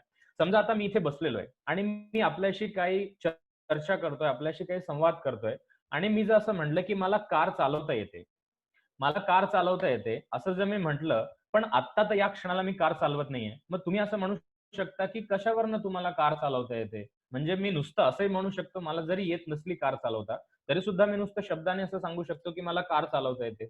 मी असंही म्हणू शकतो, की मला ट्रेन पण चालवता येते. मला विमान पण चालवता येतं. मला जहाज पण चालवता येतं. म्हणजे काय, की एखादी गोष्ट जर प्रकट होत नसेल, तर नुसतं दावा करण्यामध्ये काही अर्थ नाही, की याच्यामध्ये ही पण योग्यता आहे, याच्यामध्ये ही पण योग्यता आहे, याच्यामध्ये ही पण योग्यता आहे. असं मी नुसतं म्हणू शकत नाही, की मला ट्रेन चालवता येते, मला प्लेन चालवता येतं, मला विमान पण चालवता येतं. कारण की का? की ती योग्यता जर प्रकट होत नसेल, तर ती योग्यता आहे हे सिद्ध करायला कुठलंही प्रमाण नाहीये, असं बौद्ध विचार परंपरेमध्ये ते मानतात. म्हणजे काय, की आत्ता या क्षणाला मी आपल्याशी ज्या विषयावरती बोलतोय, समजा आता बोलताना सुद्धा मी फक्त एकच शब्द कायम बोलत नाहीये. म्हणजे बोलत असताना मी जे वाक्य बोलतोय, समजा आता मी एक शब्द म्हटला किंवा मी एक वाक्य म्हटलं, की बौद्ध परंपरेमध्ये 4 भावना मानल्या जातात. म्हणजे आपल्याला जर वाटत असेल, की मी एकच व्यक्ती आहे, पण तरी सुद्धा बौद्ध म्हणतात, की एकच व्यक्ती नाहीये. म्हणजे मी जेव्हा वाक्य उच्चार करतो आहे, की बौद्ध परंपरेमध्ये 4 भावना मानल्या जातात. म्हणजे ज्या क्षणाला मी बौ या अक्षराचा उच्चार करतोय, त्यानंतर दुसऱ्या क्षणाला मी ध या अक्षराचा उच्चार करतोय. त्यानंतर तिसऱ्या क्षणाला प, रम, प, रे, म, धे, चा, र. म्हणजे काय, की आपण जेव्हा वाक्य उच्चारण करत असतो, तर त्या वाक्यामध्ये असणारे सर्व शब्द किंवा सर्व अक्षरांचं उच्चारण आपण एकाच क्षणाला करत नाही. आपण ते एकानंतर एक करतो. म्हणजे काय, की ज्यावेळेस मी बौ या अक्षराचा उच्चार करतोय, त्यावेळेस ध हे अक्षर उच्चारलं जात नाहीये. ज्यावेळेस दर्शनाचा म्हणजे मी द म्हणतोय, त्यानंतर श म्हणतोय, त्यानंतर ना, चा असं प्रत्येक अक्षर जेव्हा मी उच्चारण करतोय, म्हणजे ज्यावेळेस मी म्हणतोय, की द त्यावेळेस माझ्यामध्ये इतर अक्षर उच्चारण करण्याची योग्यता आहे का? तर या परंपरेप्रमाणे आपल्याला म्हणता येईल की नाही. म्हणजे मी ज्यावेळेस द म्हणतोय, तर द या अक्षराचं उच्चारण करणारा मी आणि श या अक्षराचं उच्चारण करणारा मी याच्यामध्ये फरक झाला कारण की दोघांच्या क्रिया या वेगळ्या आहेत.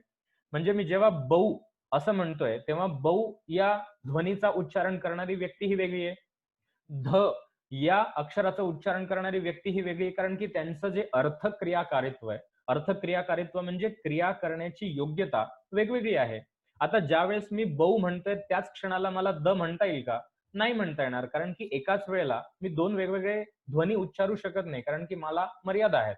म्हणजे व्यक्तीमध्ये फक्त एकच गोष्ट एकाच क्षणाला करण्याची योग्यता आहे. नुसतं व्यक्तीमध्ये असं नाही, वस्तूंमध्ये सुद्धा एका क्षणाला फक्त एकच क्रिया होऊ शकते. आणि जी क्रिया त्या क्षणाला होतीये, ती क्रिया करणारी वस्तू ही वेगळी आहे, ती क्रिया करणारी व्यक्ती ही वेगळी आहे, असं बौद्ध परंपरेमध्ये ते मानतात. आणि असं झाल्यामुळे प्रत्येक क्षणाला असणारी वस्तू किंवा प्रत्येक क्षणाला असणारी जी व्यक्ती आहे, ती वेगवेगळी आहे. ती एक असू शकत नाही. कारण की ज्या व्यक्तीमध्ये बौ हा ध्वनी उच्चारण्याची योग्यता आहे, त्याच व्यक्तीमध्ये द अक्षर उच्चारण्याची योग्यता आहे, असं आपण कसं काय म्हणू शकतो? कारण की क्षणाचा भेद झाला. काळाचा भेद झाला आणि एका व्यक्तीमध्ये एक योग्यता आहे आणि दुसऱ्या व्यक्तीमध्ये दुसरी योग्यता आहे असं ते म्हणतात. म्हणून प्रत्येक क्षणाला जी व्यक्ती आहे ती एक नाहीये, पण एका क्षणाला असणारा मी हा वेगळा आहे, दुसऱ्या क्षणाला असणारा मी वेगळा आहे, तिसऱ्या क्षणाला असणारा मी वेगळा आहे. म्हणजे माझ्या संपूर्ण आयुष्यात ज्याला म्हणजे मला असं वाटतंय की मी एकच व्यक्ती आहे आणि एकच व्यक्ती अनेक वेगवेगळ्या क्रिया करतायत असं आपल्याला वाटतं. पण क्षणिकवादाच्या सिद्धांतानुसार ज्या व्यक्तीमध्ये जे कर्म करण्याची योग्यता असेल ती इतरांची वाट बघणार नाही आणि ती योग्यता निश्चितपणे प्रकट होईल. ती योग्यता झाकली जाणार नाही. आणि जर आपण असं म्हणत असू की माझ्यामध्ये अनेक वेगवेगळ्या प्रकारच्या योग्यता आहेत पण त्या प्रकट होत नाहीये, मग जर त्या प्रकट होत नसतील तर त्याला काय प्रमाणे मानायला की त्या योग्यता आहेत? म्हणजे या सिद्धांतानुसार असं म्हणावं लागेल की आज समजा मी बौद्ध दर्शनावरती बोलतोय, तर आज इथे उपस्थित असणारा जो व्यक्ती आहे त्याच्यामध्ये फक्त बौद्ध दर्शनाविषयीच बोलण्याची योग्यता आहे. आणि काल परवा जो व्यक्ती वेदांत दर्शनावरती बोलत होता किंवा जी व्यक्ती मीमांसा किंवा न्याय वैशेषिक दर्शनांवरती बोलत होती, ती प्रत्येक व्यक्ती ही वेगळी होती. कारण की त्या व्यक्तीमध्ये फक्त न्याय दर्शनावरती बोलण्याची योग्यता होती. त्या व्यक्तीमध्ये फक्त वैशेषिक दर्शनाविषयी बोलण्याची योग्यता होती. म्हणून ते असं म्हणतात की जर योग्यता असेल तर ती निश्चितपणे प्रकट होईल आणि प्रकट झाली तरच ती योग्यता आहे असं मानायला आधार आहे. नाहीतर नुसतं दावा करायला काही अर्थ नाही. मी जर म्हटलं की माझ्यामध्ये इतर पण योग्यता आहेत, मला चायनीज पण बोलता येतं, मला स्पॅनिश पण बोलता येतं, मला जपानीज पण बोलता येतं. म्हणजे काय की माझ्यामध्ये ती योग्यता आहे असा दावा किती जरी मी केला तरी जोपर्यंत ती प्रकट होत नाही तोपर्यंत ती आहे असं म्हणायला काही प्रमाण आपल्याला नाहीये. आणि प्रत्येक क्षणाला जी क्रिया आपल्याकडनं होतीये किंवा नुसतं व्यक्तींकडनं असं नाही, प्रत्येक वस्तूमध्ये जी जी क्रिया प्रत्येक क्षणाला होतीये, फक्त ती क्रिया करण्याची योग्यता त्या क्षणाच्या वस्तूंमध्ये आहे, असं ते म्हणतात. आणि जेव्हा क्रिया दुसरी होते, तेव्हा दुसरी क्रिया करणारी जी वस्तू आहे ती वेगळी आहे. अशा पद्धतीने क्रियेच्या अनुषंगाने प्रत्येक क्षणाला जेव्हा क्रिया बदलत जाते, प्रत्येक क्षणाला जेव्हा क्रिया वेगवेगळी होते, त्या अनुषंगाने त्यांनी प्रत्येक वस्तूला क्षणिक आहे, असं त्यांनी सिद्ध केलं. त्याच्यामुळे या दृष्टीने जर आपण विचार केला, तर आपल्या असं लक्षात येईल, की प्रत्येक क्षणाला आपण वेगळे आहोत. प्रत्येक क्षणाला आपल्या चित्तामध्ये वेगळा विचार येतोय. आणि आत्ता या क्षणाला माझ्या चित्तात जो विचार आला तो आधी का नाही आला? कधी-कधी असं होतं, की एखादा नवीन विचार आपल्या मनात येतो. जर त्या क्षणाला तो विचार आला, तर तो आधी का नाही आला? काल का नाही आला? परवा का नाही आला? म्हणजे एखादी गोष्ट जेव्हा आपल्या हातून घडते किंवा एखादा विचार आपल्या मनात येतो, तेव्हा फक्त तो त्या क्षणाला का बरं येतो? कारण की या परंपरेमध्ये ते असं म्हणतात, की फक्त त्या क्षणाच्या व्यक्तीमध्ये ती योग्यता होती, म्हणून ते प्रकट झालं आणि इतर पहिले ती योग्यता नव्हती म्हणून ते प्रकट झालं नाही. आता या सिद्धांताविषयी बरेचशी दार्शनिक चर्चा होते, कारण की इतर दार्शनिकांनी क्षणिकत्व सिद्धांताला स्वीकारलेलं नाही. आता जसं आपण सांख्य दर्शनामध्ये किंवा इतर दर्शनांमध्ये ते असं म्हणतात, म्हणजे थोडंसं याच्यामध्ये जर खंडन-मंडन हा जो विषय घेतला, की यांनी क्षणिकवाद सिद्ध केला, पण इतरांनी तो स्वीकारलेला नाही आणि इतर जण त्या क्षणिकवादाचं खंडन कसं काय करतात? तर ते म्हणतात, की एखाद्या व्यक्तीमध्ये किंवा एखाद्या वस्तूमध्ये ती योग्यता आहे. फक्त ती प्रकट होण्यासाठी आपल्याला निमित्त कारणाची आवश्यकता असते. म्हणजे असं पण आपण म्हणू शकतो. असा तर्क देता येईल क्षणिकवादाचं खंडन करण्यासाठी, की योग्यता वस्तूमध्ये असते, फक्त ती प्रकट होण्यासाठी इतर काही घटकांची आवश्यकता असते. जसं आपण सांख्य दर्शनामध्ये बघितलं होतं, की बीजामध्ये अंकुर बनण्याची योग्यता आहे. पण तो अंकुर का बनत नाहीये? कारण की माती, पाणी आणि सूर्यप्रकाश हे घटक जेव्हा त्याला मिळतील, तेव्हा तो अंकुर बनेल. म्हणजे बौद्ध सिद्धांतानुसार बीजामध्ये जर अंकुर बनण्याची योग्यता असेल, तर तो निश्चितपणे अंकुर बनेल आणि जर तो बनत नसेल, तर त्याच्यामध्ये ती योग्यता नाहीये. म्हणजे याच्यामध्ये निमित्त कारणाविषयी ते कुठलीच चर्चा करत नाही. पण जसं सांख्य किंवा योग या दर्शनामध्ये ते म्हणतात, की बीजामध्ये ती योग्यता आहे. फक्त ती योग्यता सूक्ष्म रूपामध्ये आहे. ती झाकलेली आहे आणि ती प्रकट होण्यासाठी इतर काहीतरी निमित्त कारणांची आवश्यकता असते. आणि जेव्हा त्याला माती, पाणी, सूर्यप्रकाश हे घटक मिळतील, तेव्हा जी सूक्ष्म झाकलेली योग्यता असते ती प्रकट होते.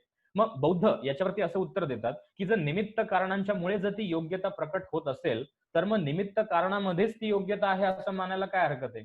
म्हणजे काय, की जेव्हा माती, पाणी, सूर्यप्रकाश या 3 गोष्टी असतील, तेव्हाच जर बीजाचा अंकुर होत असेल, तर मग आपल्याला असं म्हणावं लागेल, की बीजामध्ये ती योग्यता नाहीये. ती योग्यता कोणामध्ये आहे? माती, पाणी, सूर्यप्रकाश यांच्यामध्ये योग्यता आहे. कारण की जेव्हा ते येतायत तेव्हाच त्या बीजाचा अंकुर होतोय.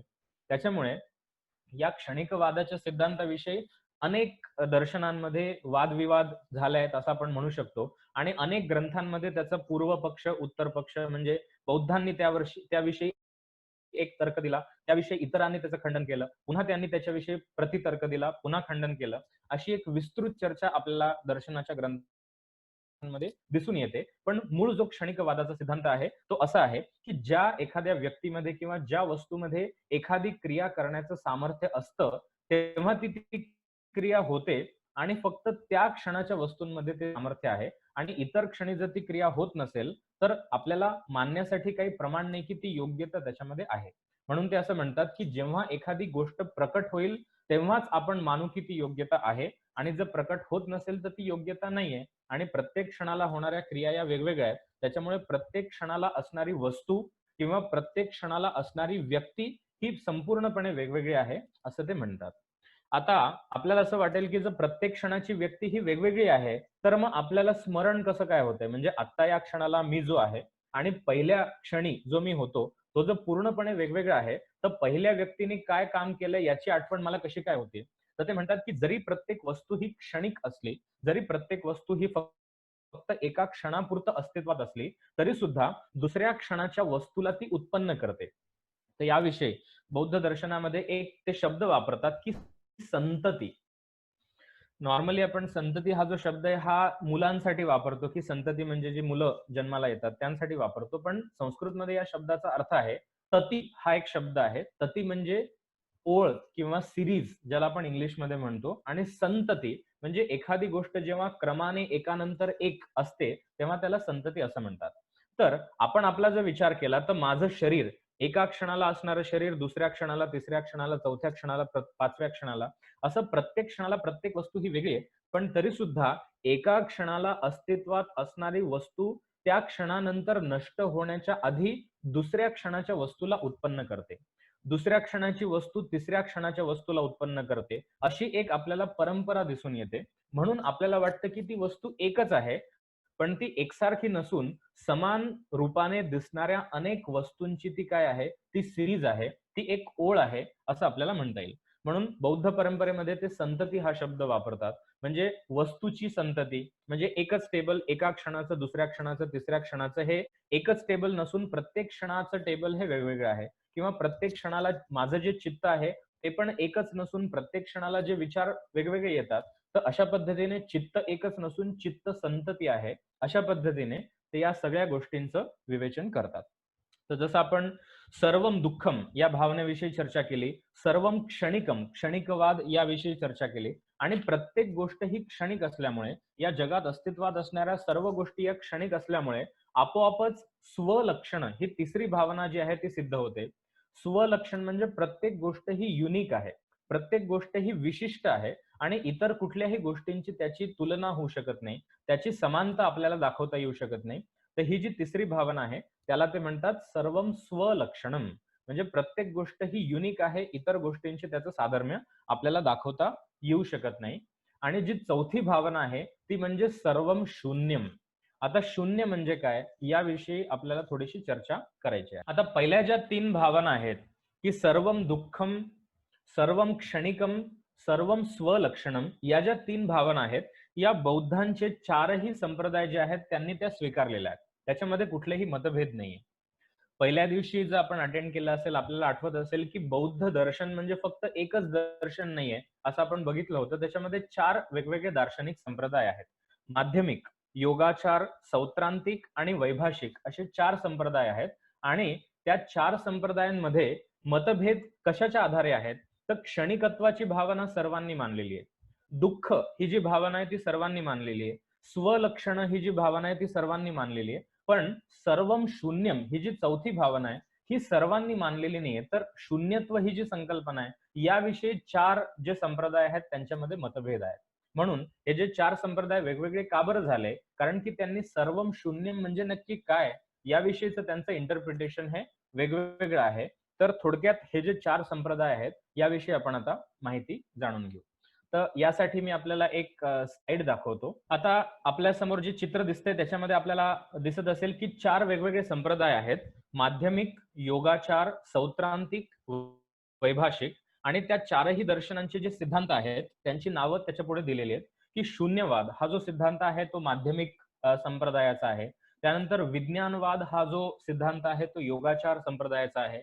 त्यानंतर सौत्रांतिक दर्शनाचा सिद्धांत आहे बाह्यार्थ अनुमेयवाद आणि वैभाषिक दर्शनाचा सिद्धांत आहे बाह्यार्थ प्रत्यक्षवाद. आता हे जरी बौद्ध दर्शनाचे संप्रदाय असले तरी सुद्धा त्यांचे जे विचार आहेत ते एकमेकांपेक्षा खूप वेगळे आहेत. त्यामुळे त्यांना आपण वेगळं दर्शन म्हणलं तरी सुद्धा चालू शकतं, इतपत त्यांचे वेगळे विचार आहेत. पण अगदी प्रत्येक दर्शनाविषयी म्हणजे प्रत्येक संप्रदायाविषयी अगदी सखोल आपल्याला चर्चा करता येणार नाही, पण त्याचा थोडक्यात एक आढावा आपण घेऊ शकतो. तर शून्य, जसं मी सांगितलं की या सर्व संप्रदायांमध्ये दुःख, त्यानंतर क्षणिकत्व आणि स्वलक्षण या 3 भावनांविषयी त्यांच्यामध्ये कुठलेही मतभेद नाहीये. पण शून्यत्व संकल्पना नक्की काय त्याविषयी त्यांच्यामध्ये मतभेद आहेत. तर हा एक चार्ट आपल्याला तुलनेसाठी आपल्याला एक संदर्भ म्हणून घेता येईल, की माध्यमिक जो संप्रदाय आहे, पहिला जो संप्रदाय आहे, ते जीवाला सुद्धा ते शून्य मानतात आणि जगतला पण ते शून्य मानतात. आता शून्य म्हणजे नक्की काय हे यानंतर या स्लाइड नंतर मी आपल्याला स्पष्ट करून सांगणार आहे. आता फक्त चारही मध्ये काय भेद आहेत हे थोडक्यात आपण जाणून घेऊ. तर माध्यमिक संप्रदाय जो आहे तो जीव म्हणजे जो आपण स्व ज्याला आपण म्हणतो त्याला पण ते शून्य मानतात आणि बाह्य जगत जे आहे, जगामध्ये अस्तित्वात असणारे इतर पण जे पदार्थ आहेत त्याला पण ते शून्य मानतात. त्यानंतर योगाचार जो संप्रदाय आहे तो जीवाला सत म्हणजे त्याचं अस्तित्व आहे असं मानतो, पण जगाला ते शून्य मानतात. त्यानंतर सौत्रांतिक हे जे दर्शन आहे ते जीवाला सुद्धा सत मानतात आणि जगतला सुद्धा सत मानतात. जगातले जे पदार्थ आहेत त्यांना सुद्धा ते त्यांचं अस्तित्व सुद्धा ते मानतात. फक्त ते असं म्हणतात की जगामध्ये अस्तित्वात असणाऱ्या पदार्थांचं ज्ञान हे आपल्याला फक्त अनुमानाच्या द्वारेच होऊ शकतं, प्रत्यक्ष होऊ शकत नाही. आणि वैभाषिक हा जो संप्रदाय आहे ते जीवाला सुद्धा सत मानतात, जीवाचं अस्तित्व आहे असे मानतात आणि जगाचं अस्तित्व आहे असे मानतात. आणि ते म्हणतात की जगातल्या अस्तित्वात असणाऱ्या पदार्थांचं ज्ञान आपल्याला प्रत्यक्ष प्रमाणाच्या द्वारे सुद्धा आपल्याला घेता येऊ शकतं. असं एक थोडक्यामध्ये या 4 संप्रदायांचे भेद आहेत असं आपल्याला या चार्टद्वारे म्हणता येईल. आता थोडक्यात हे जे 4 संप्रदाय आहेत याविषयी मी माहिती सांगतो. आता पहिला जे सिद्धांत आहे शून्यवाद, जो माध्यमिक दर्शनाचा सिद्धांत आहे. तर जेव्हा बुद्धांनी सांगितलं सर्वम शून्यम शून्यम ही एक भावना आहे, पण शून्य म्हणजे नक्की काय? तर आपल्याला जनरली आपण असं म्हणतो की शून्य म्हणजे काय? झिरो. आणि शून्य म्हणजे रिक्त किंवा अभाव, एखाद्या गोष्टीचा अभाव म्हणजे शून्य असेल असं आपल्याला वाटेल, पण तसं ते नाहीये. बौद्ध दर्शनामध्ये शून्य हा एक पारिभाषिक शब्द आहे आणि शून्य या शब्दाचा अर्थ आहे की जे सत आणि असत या दोनही कॅटेगरीज पेक्षा वेगळं आहे. आता सत आणि असत म्हणजे काय, की जसं आपल्याला समोर दिसतंय की ज्या गोष्टीचं अस्तित्व असतं त्याला आपण सत असं म्हणू शकतो किंवा अस्तित्वाला सुद्धा आपण सत असं म्हणतो. आणि असत म्हणजे काय, की ज्याचं अस्तित्व नाहीये किंवा ज्या गोष्टीचा अभाव आहे त्याला आपण असत असं म्हणू शकतो. नॉर्मली कसं होतं की इतर सर्व दर्शनांमध्ये जेव्हा ते कुठल्याही पदार्थाचा, जेव्हा ते कुठल्याही तत्वाचा विचार करतात तेव्हा ते म्हणतात की एकतर ते तत्व सत असलं पाहिजे किंवा ते असत असलं पाहिजे. म्हणजे एकतर त्याचं अस्तित्व आहे किंवा नाहीये, यापेक्षा अजून वेगळी काही कॅटेगरी असू शकत नाही. म्हणजे थोडक्यात समजा आता माझ्या विषयी जर मला बोलायचं असेल तर मला असं म्हणावं लागेल की माझं शरीर आहे किंवा नाही या 2च कॅटेगरी असू शकतात, किंवा माझ्यासमोर कम्प्युटर आहे किंवा नाही असे 2च पर्याय असू शकतात. पण ते म्हणतात की आपल्याला या जगामध्ये अस्तित्वात असणाऱ्या वस्तू किंवा आपल्या स्वतःचं जे अस्तित्व जे आहे त्याला आपण निश्चितपणे आहे असं पण म्हणू शकत नाही आणि नाही असं पण म्हणू शकत नाही. म्हणजे सत आहे असं पण निश्चितपणे म्हणता येत नाही आणि असत आहे असं पण निश्चितपणे म्हणता येत नाही. म्हणजे काय, की निश्चितपणे आपल्याला सत असत यापैकी कुठली पण एक कॅटेगरी निवडता येत नाही. म्हणून जे या दोघांपेक्षा वेगळं आहे त्याला त्यांनी शून्य असं नाव दिलेलं आहे. म्हणजे काय, की जे सत पण नाहीये आणि जे असत पण नाहीये, जे या दोन्हीपेक्षा वेगळं आहे त्याला ते शून्य असं म्हणतात.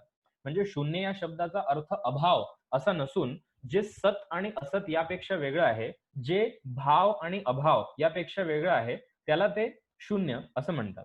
आता आपल्याला वाटेल की कसं काय दोघांपेक्षा वेगळं असेल, कारण की जगात अस्तित्वात असणाऱ्या वस्तू एकतर आहेत किंवा नाहीत असंच आपल्याला म्हणता येईल. या दोघांपैकी एक काहीतरी असलं पाहिजे. पण ते या शून्य कन्सेप्टला कसं सिद्ध करतात, तर ते एक ग्रंथामधलं त्यांनी उदाहरण दिलेलं आहे, की समजा मला जेव्हा अनुभव येतो की अंधारामुळे मला वस्तूचं ज्ञान झालं नाही किंवा अंधारामुळे मला एखाद्या वस्तूचं ज्ञान होत नाहीये. आता वस्तू आपण कुठली पण घेऊ शकतो, की मला समजा सगळीकडे अंधार असेल तर अंधारात मला झाड दिसत नाहीये किंवा अंधारात मला फूल दिसत नाही किंवा अंधारात मला खुर्ची दिसत नाहीये. ती कुठली पण वस्तू असू शकते. आता हा जो अनुभव आहे याच्यामध्ये आपल्याला असं म्हणता येईल की 3 गोष्टी आहेत. मला ज्ञान होत नाहीये असं जेव्हा मला वाटतं तेव्हा मी म्हणजे ज्ञाता आहे. त्यानंतर ज्या वस्तूचं ज्ञान होत नाहीये त्या वस्तूला आपल्याला म्हणावं लागतं की ती ज्ञेय आहे. ज्ञेय म्हणजे ज्या वस्तूचं ज्ञान होऊ शकतं, ती वस्तू म्हणजे ज्ञेय आणि ज्ञान म्हणजे ज्ञान. आता त्याला मध्ये काही दुसरा पर्यायी शब्द नाहीये. तर जेव्हा पण आपल्याला ज्ञान होतं त्यावेळेस आपल्याला असं म्हणता येईल की 3 गोष्टी त्याच्यामध्ये असतात. एक म्हणजे ज्ञाता, दुसरं म्हणजे ज्ञेय आणि तिसरं म्हणजे ज्ञान. आता एक जर अगदी सोपं उदाहरण दिलं, की समजा माझ्यासमोर आता लॅपटॉप आहे आणि मला लॅपटॉपच्या स्क्रीनवरती काय आहे त्याचं मला ज्ञान होत असेल, तर याच्यामध्ये मी ज्ञाता आहे, लॅपटॉप हे ज्ञेय आहे आणि त्याचं मला ज्ञान होतंय. असे 3 घटक आपल्याला मिळू शकतात. आता ज्यावेळेस आपण असं म्हणतोय, की अंधारामुळे मला एखाद्या वस्तूचं ज्ञान होत नाहीये, म्हणजे जिथे आपण नाही असं म्हणतो, त्यावरनं आपण कशाचा निषेध करतोय? आपण नक्की ज्ञानाचा निषेध करतोय, आपण ज्ञेयाचा निषेध करतोय, की आपण ज्ञानाचा निषेध करतोय? म्हणजे आपल्याला नक्की काय म्हणायचंय? आपण जेव्हा म्हणतोय, की नाही, तर आपल्याला असं म्हणायचंय का, की मी नाहीये? तर जनरली आपण म्हणू, की नाही, मला असं नाही म्हणायचं, की मी नाहीये, मी आहे, पण मला काय होत नाहीये? ज्ञान होत नाहीये.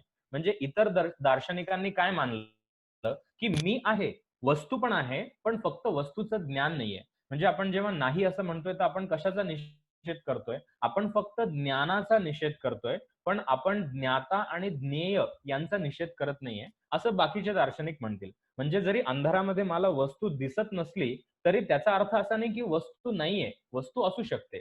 आणि त्याचा अर्थ असा पण नाही, की मी नाहीये. मी पण आहे. फक्त काय नाहीये, तर ज्ञान होत नाहीये कारण की अंधार आहे. अंधारामुळे मला ज्ञान होत नाहीये.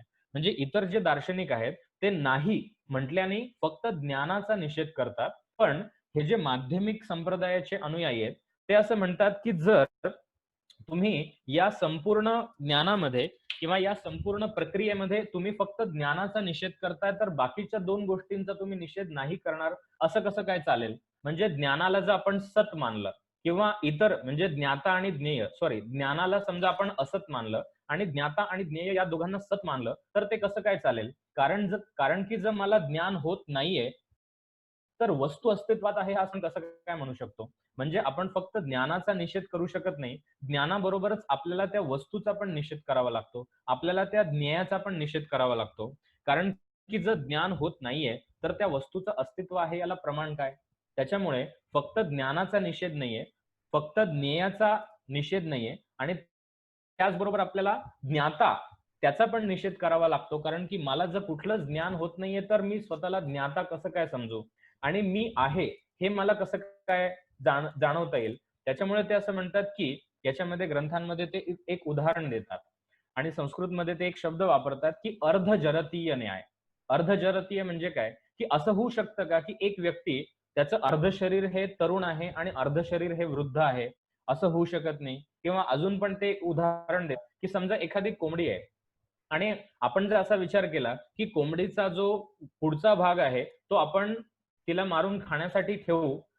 तिला मारून खाण्यासाठी पुढचा भाग आपण कापून घेऊ आणि मागचा जो भाग आहे, तो अंडी देण्यासाठी आपण शाबूत ठेवू. असं शक्य आहे का?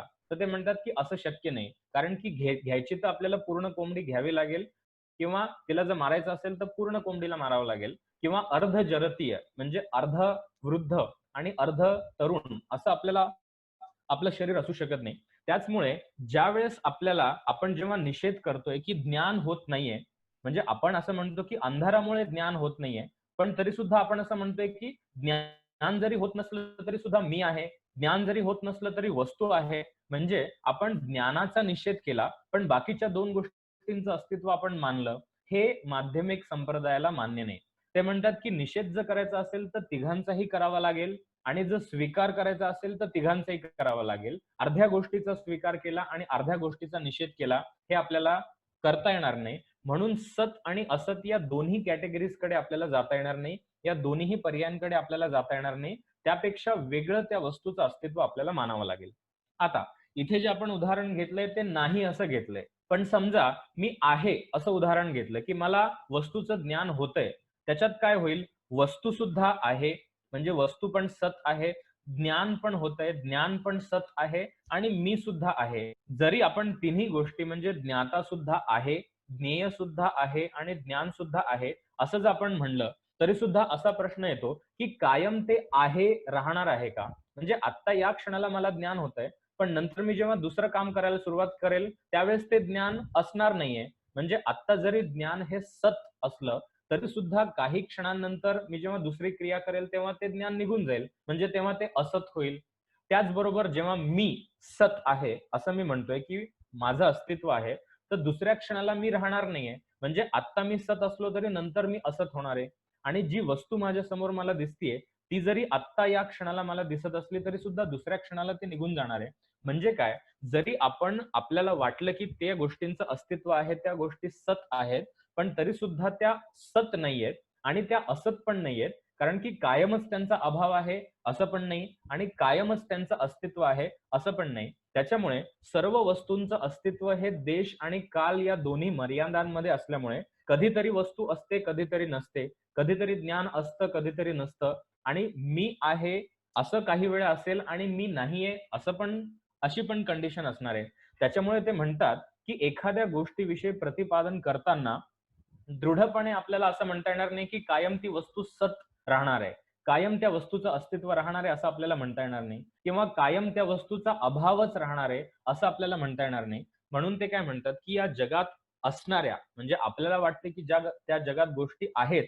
पण ते म्हणतात, की सर्व पदार्थांचा जो स्वभाव आहे तो काय आहे? तो शून्य आहे. कारण की निश्चितपणे तो सत आहे का असत आहे असं आपल्याला प्रतिपादन करता येणार नाही. काही क्षणापुरतं तो सत असेल आणि काही वेळेला तो असत असेल, असं होऊ शकतं. त्याच्यामुळे या दोनही पर्यायांपेक्षा वेगळा एक पर्याय आपल्याला निवडावा लागेल आणि तो पर्याय म्हणजे त्याला त्यांनी शून्य असं नाव दिलंय.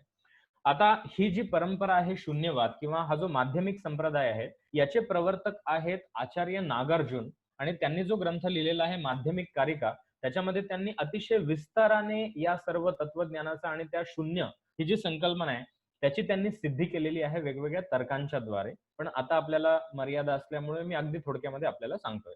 तर हा झाला शून्यवादाचा सिद्धांत. त्यानंतर दुसरा जो संप्रदाय आहे तो म्हणजे विज्ञानवाद. तर ते असं म्हणतात, की ठीक आहे आपल्याला शून्यवाद मानावा लागेल, पण जगामध्ये असणाऱ्या सर्व गोष्टी शून्य आहेत, त्यांचं अस्तित्व आहे का नाही त्याविषयी आपण त्यांना शून्य असं म्हणू शकतो. पण निदान आपल्याला स्वतःचं अस्तित्व तरी आहे असं म्हणावं लागेल. आपण स्वतःला शून्य म्हणू शकणार नाही. कारण की जर आपण स्वतःला शून्य म्हटलं, तर शून्यवादाचा सिद्धांत प्रस्थापित करणारा कोण आहे असा प्रश्न पडेल. किंवा आपण जे कोणी हे सगळा विचार करतोय किंवा जे सगळं कोणी म्हणजे जो हा विचार करणारा आहे किंवा जो एखाद्या सिद्धांताचं प्रतिपादन करणारा आहे, असा एखादा ज्ञाता, असा एखादा जो स्व म्हणून आहे, त्याचं अस्तित्व तरी कमीत कमी मानावं लागेल. म्हणून दुसरा जो संप्रदाय आहे योगाचार, त्यांनी जगाचं शून्यत्व स्वीकार केलं, पण त्यांनी जीवाचं अस्तित्व आहे असं त्यांनी म्हटलं. म्हणजे जीवाला त्यांनी शून्य नाही म्हटलं, जीवाला त्यांनी सत म्हटलं. सत म्हणजे ज्याचं अस्तित्व आहे. आता प्रश्न काय येतो, की आपण जर फक्त जीवाचं अस्तित्व आहे असं म्हटलं आणि जगामध्ये असणाऱ्या गोष्टी ज्या शून्य आहेत असं म्हटलं, तर मग प्रश्न येतो, की मग जगातल्या असणाऱ्या गोष्टी निश्चितपणे अस्तित्व आहे किंवा नाहीये, असं आपल्याला जर म्हणता येत नसेल, तर मग त्यांचं ज्ञान आपल्याला कसं काय होतंय? तर योगाचार संप्रदायामध्ये जो सिद्धांत ते मांडतात तो म्हणजे विज्ञानवाद. तर ते असं म्हणतात, की जगातले पदार्थ हे शून्य आहेत. पण तरी सुद्धा मी जो आहे आणि अर्थात तो मी म्हणजे आत्मा नसून त्याला ते चित्त असं म्हणतात.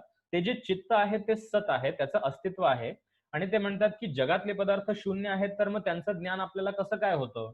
तर त्यावरती ते असं तर्क देतात, की जसं आपण जेव्हा झोपतो आणि आपण जेव्हा एखादं स्वप्न बघतो, तेव्हा स्वप्नामध्ये जे पदार्थ आपल्याला दिसतात, स्वप्नामध्ये ज्या गोष्टींचा अनुभव आपल्याला येतो, त्या गोष्टी प्रत्यक्षामध्ये अस्तित्वात असत नाही. तरी सुद्धा आपलं जे चित्त आहे, ते त्या गोष्टींची कल्पना करतं आणि आपल्याला त्या गोष्टींचा अनुभव मिळतो. तर जसं स्वप्नामध्ये आपलं स्वतःचं चित्त एखाद्या गोष्टीविषयी कल्पना करतं, एखाद्या प्रसंगाविषयी कल्पना करतं, एखाद्या व्यक्तीविषयी कल्पना करतं आणि आपल्याला त्याचा अनुभव येतो.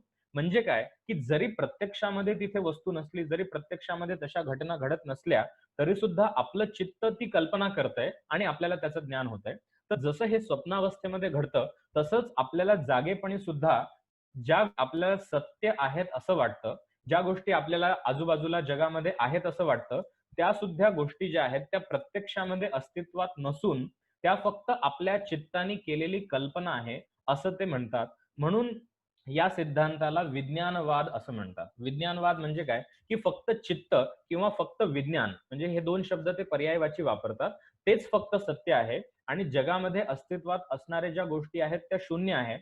पण तरी सुद्धा आपल्याला त्या सर्व गोष्टींचं ज्ञान कसं काय होतं? तर ते म्हणतात, की जसं स्वप्नामध्ये चित्त कल्पना करतं, तसंच जाग्रत अवस्थेमध्ये सुद्धा जागेपणी सुद्धा आपलं जे चित्त आहे ते त्या वस्तूंच्या रूपाने कल्पना करतं आणि त्याचं ज्ञान आपल्याला होतं. तर प्रत्यक्षामध्ये वस्तू अस्तित्वात नाहीये, पण आपल्या चित्ताच्या कल्पनेद्वारे आपल्याला त्या गोष्टींचा अनुभव येतो. म्हणून हा जो सिद्धांत आहे त्याला विज्ञानवाद असं म्हणतात.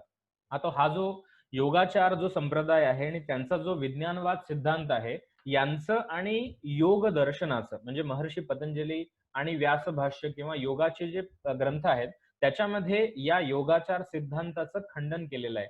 कारण की ते चित्ताविषयी बोलतात. पण योग दर्शनामध्ये सुद्धा चित्ताचा विचार आहे. पण जगाला त्यांनी शून्य मानलंय, तर योगाला ते मान्य नाहीये. त्याच्यामुळे योगाचार आणि योग याच्यामध्ये बरेचसे चर्चा घडल्या आणि बऱ्याचशा ग्रंथांमध्ये या सिद्धांताचं योगामध्ये खंडन केलं जातं. त्यानंतर तिसरा जो संप्रदाय आहे सौत्रांतिक, ते असं म्हणतात, की आपल्याला बाह्य जगताचं अस्तित्व सुद्धा स्वीकारावं लागेल. म्हणजे जीव सुद्धा आहे आणि जगत सुद्धा आहे. फक्त त्या जगाचं ज्ञान आपल्याला फक्त अनुमानाच्या द्वारे होतं. कारण की काय, की प्रत्येक वस्तू ही क्षणिक आहे. आणि जेव्हा मी एखादी गोष्ट जाणायला जाईल, जेव्हा मला एखाद्या गोष्टीचं ज्ञान प्राप्त करण्यासाठी मी बघायला जाईल किंवा एखादी प्रक्रिया होईल, ती प्रक्रिया होईपर्यंत तो क्षण निघून गेलेला आहे. आणि आपल्याला जी गोष्ट दिसतीये ती दुसऱ्या क्षणाची दिसतीये. म्हणजे मला समजा टीव्ही वरती काहीतरी बघायचंय आणि मी टीव्ही ऑन केला आणि जे काही मला बघायचंय त्या क्षणाला बघण्याची जी इच्छा आहे, जोपर्यंत मी टीव्ही ऑन केला आणि जोपर्यंत बघण्याची क्रिया झाली तोपर्यंत अनेक क्षण निघून गेले. म्हणजे काय, की मला ज्या गोष्टीचं ज्ञान प्राप्त करायचं होतं ते तर झालंच नाही, पण त्याच्या पुढची जी गोष्ट आहे तिचं मला ज्ञान प्राप्त झालं. म्हणून ते म्हणतात, की आपण जे जाणतो ते प्रत्यक्ष प्रमाणाद्वारे जाणत नाही. आपण अनुमानाच्या द्वारे जाणतो. आणि अजून पण एक सिद्धांत याविषयी असं म्हटलं जातं, की ते असं म्हणतात, की आपलं जे चित्त आहे, ते जेव्हा बाह्य वस्तूंचं ज्ञान प्राप्त करतं, तर जसं कॅमेरामध्ये एखादी इमेज आपण घेतो, जसं आपण फोटो घेतो, तसंच आपलं जे चित्त आहे किंवा आपले जे इंद्रिय आहेत, ते बाह्य वस्तूंची एक इमेज घेतात, जसं फोटो काढतात आणि आपल्याला फक्त त्या इमेज, ते जो फोटो आहे त्याचं ज्ञान होतं. बाह्य वस्तूचं ज्ञान आपण त्या इमेजच्या द्वारे अनुमान करतो, की ही वस्तू अशी असली पाहिजे. म्हणून सुद्धा काही ग्रंथांमध्ये असं वर्णन आहे, की ते म्हणतात, की बाह्य गोष्टींचं ज्ञान हे अनुमानाच्या द्वारे होतं. समजा आपण कॅमेरामध्ये एखाद्या वस्तूचा फोटो काढला आणि त्या वस्तूचा फोटो बघितल्यानंतर आपण असं अनुमान करू शकतो, की ती वस्तू प्रत्यक्षात कशी दिसत असावी. म्हणजे प्रत्यक्ष वस्तूला जरी नाही बघितलं तरी फोटोच्या द्वारे आपल्याला ज्ञान होतंय. तसंच ते म्हणतात, की आपलं चित्त किंवा आपले इंद्रिय हे सुद्धा बाह्य वस्तूंचा एक प्रकारे फोटो काढतात. त्यांची एक इमेज ते तयार करतात आणि आपल्याला फक्त त्या इमेजचं ज्ञान होतं. आपल्याला फक्त त्या प्रतिबिंबाचं ज्ञान होतं आणि त्याद्वारे आपण असं अनुमान करतो, की बाह्य जगतामध्ये ती वस्तू अशी असली पाहिजे. तर ते फक्त अनुमानाच्या द्वारे होतं. ते प्रत्यक्ष आपल्याला इंद्रियांच्या द्वारे होत नाही. म्हणून त्यांचा जो सिद्धांत आहे तो आहे बाह्य अर्थ अनुमेयवाद.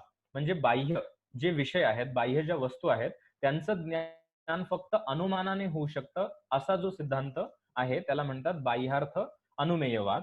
आणि चौथं जो संप्रदाय आहे, वैभाषिक संप्रदाय, ते म्हणतात की बाह्य गोष्टींचं ज्ञान आपल्याला प्रत्यक्ष प्रमाणाच्या द्वारेच होऊ शकतं. अनुमानाच्या द्वारे सुद्धा होऊ शकतं, पण प्रत्यक्ष प्रमाणाद्वारे सुद्धा होऊ शकतं. म्हणून ते म्हणतात की जीव सुद्धा सत आहे, जगत सुद्धा सत आहे आणि त्याचं ज्ञान आपल्याला प्रत्यक्ष प्रमाणाच्या द्वारे सुद्धा होऊ शकतं.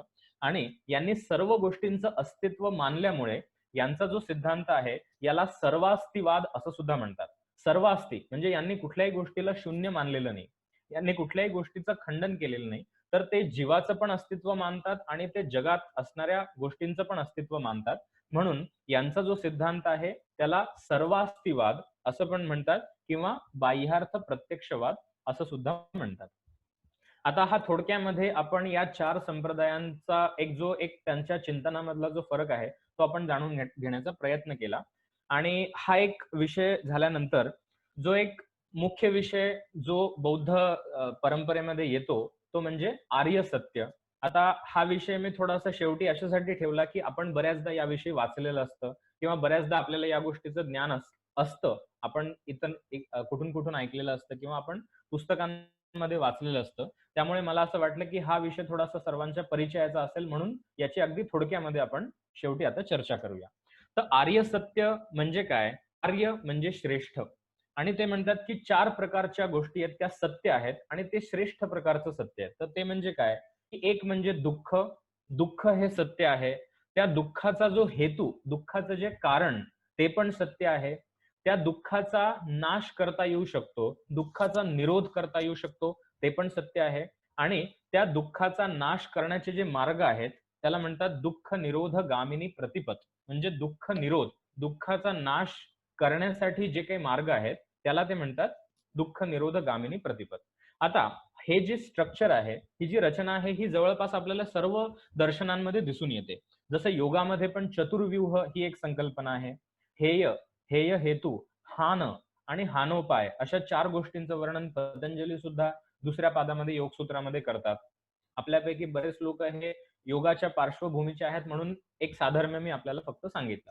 तसंच बौद्ध परंपरेत सुद्धा जी 4 आर्य सत्य आहेत, की दुःख काय? दुःखाचं कारण काय? दुःखाला नष्ट कसं करता येऊ शकतं आणि नष्ट करण्यासाठी उपाय कुठले? तर दुःख हेतू, आता दुःख हे सर्वांना माहिती आहे. दुःखाचं कारण काय? तर ते म्हणतात की त्याच्यामध्ये अविद्या हे मुख्य कारण आहे. आणि अविद्या म्हणजे काय? की आपण सर्व गोष्टींना स्थायी मानतो. सर्व गोष्टींना आपण नित्य मानतो, ही एक प्रकारची अविद्या आहे. आणि आपल्याला जेव्हा हे ज्ञान होतं की सर्व गोष्टी या क्षणिक आहेत, ती म्हणजे विद्या आहे. तर यापैकी अविद्या आणि संस्कार या 2 गोष्टींचा संबंध ते पूर्वजन्माशी लावतात. ते असं म्हणतात की मागच्या जन्मामध्ये अविद्या होती आणि त्या अविद्येमुळे आपण जे काही कर्म केलं, त्या कर्माचे संस्कार चित्तामध्ये उत्पन्न झाले. त्यामुळे आपल्याला या जन्माची प्राप्ती झाली. तर जेव्हा मागच्या जन्मामध्ये अविद्या असेल आणि मागच्या जन्मामध्ये जे काही कर्म करतो त्याचे संस्कार चित्तामध्ये उत्पन्न होतात, तर अविद्येमुळे केलेलं कर्म हे एक प्रकारे निगेटिव्ह कर्म असल्यामुळे या जन्मात जेव्हा जीव एखाद्या मातेच्या गर्भामध्ये जेव्हा प्रवेश करतो किंवा ज्यावेळेस चैतन्य उत्पन्न होतं, ते म्हणजे विज्ञान. त्यानंतर जेव्हा गर्भाची हळूहळू वाढ व्हायला लागते, जेव्हा त्या जीवाचं अस्तित्व अजून जास्त विकसित व्हायला लागतं, म्हणजे जेव्हा आपण असं म्हणूया की गर्भाच्या 4थ्या महिन्यात किंवा 5व्या महिन्यात जेव्हा त्याला अवयव त्याचे वेगवेगळे दिसायला लागतात, त्याला आपण म्हणू शकतो की नामरूप. कारण की आधी जे असतं ते फक्त एक बीज असतं. तिथे विज्ञान, तिथे फक्त चैतन्य आहे. त्यानंतर जेव्हा अवयव विकसित व्हायला लागतात, तेव्हा त्याला म्हणतात नामरूप. त्यानंतर हळू-हळू 8व्या-9व्या महिन्यामध्ये जेव्हा त्याला सर्व जे इंद्रिय त्याचे विकसित होतात, म्हणजे जेव्हा ऐकू यायला लागतं. आता हे जे मी महिने अगदी म्हणजे काटेकोर असं आपल्याला म्हणता येणार नाही. पण एक ढोबळ मानाने आपल्याला असं म्हणता येईल, की जेव्हा त्या जीवाला ऐकू यायला लागतं किंवा त्याला स्पर्शाचा अनुभव होतो किंवा त्याला वास किंवा चव किंवा गंध अशा सर्व गोष्टींचा अनुभव येतो. तर षडायतन म्हणजे 6 इंद्रियांचं त्याच्यामध्ये प्रकरण होणे.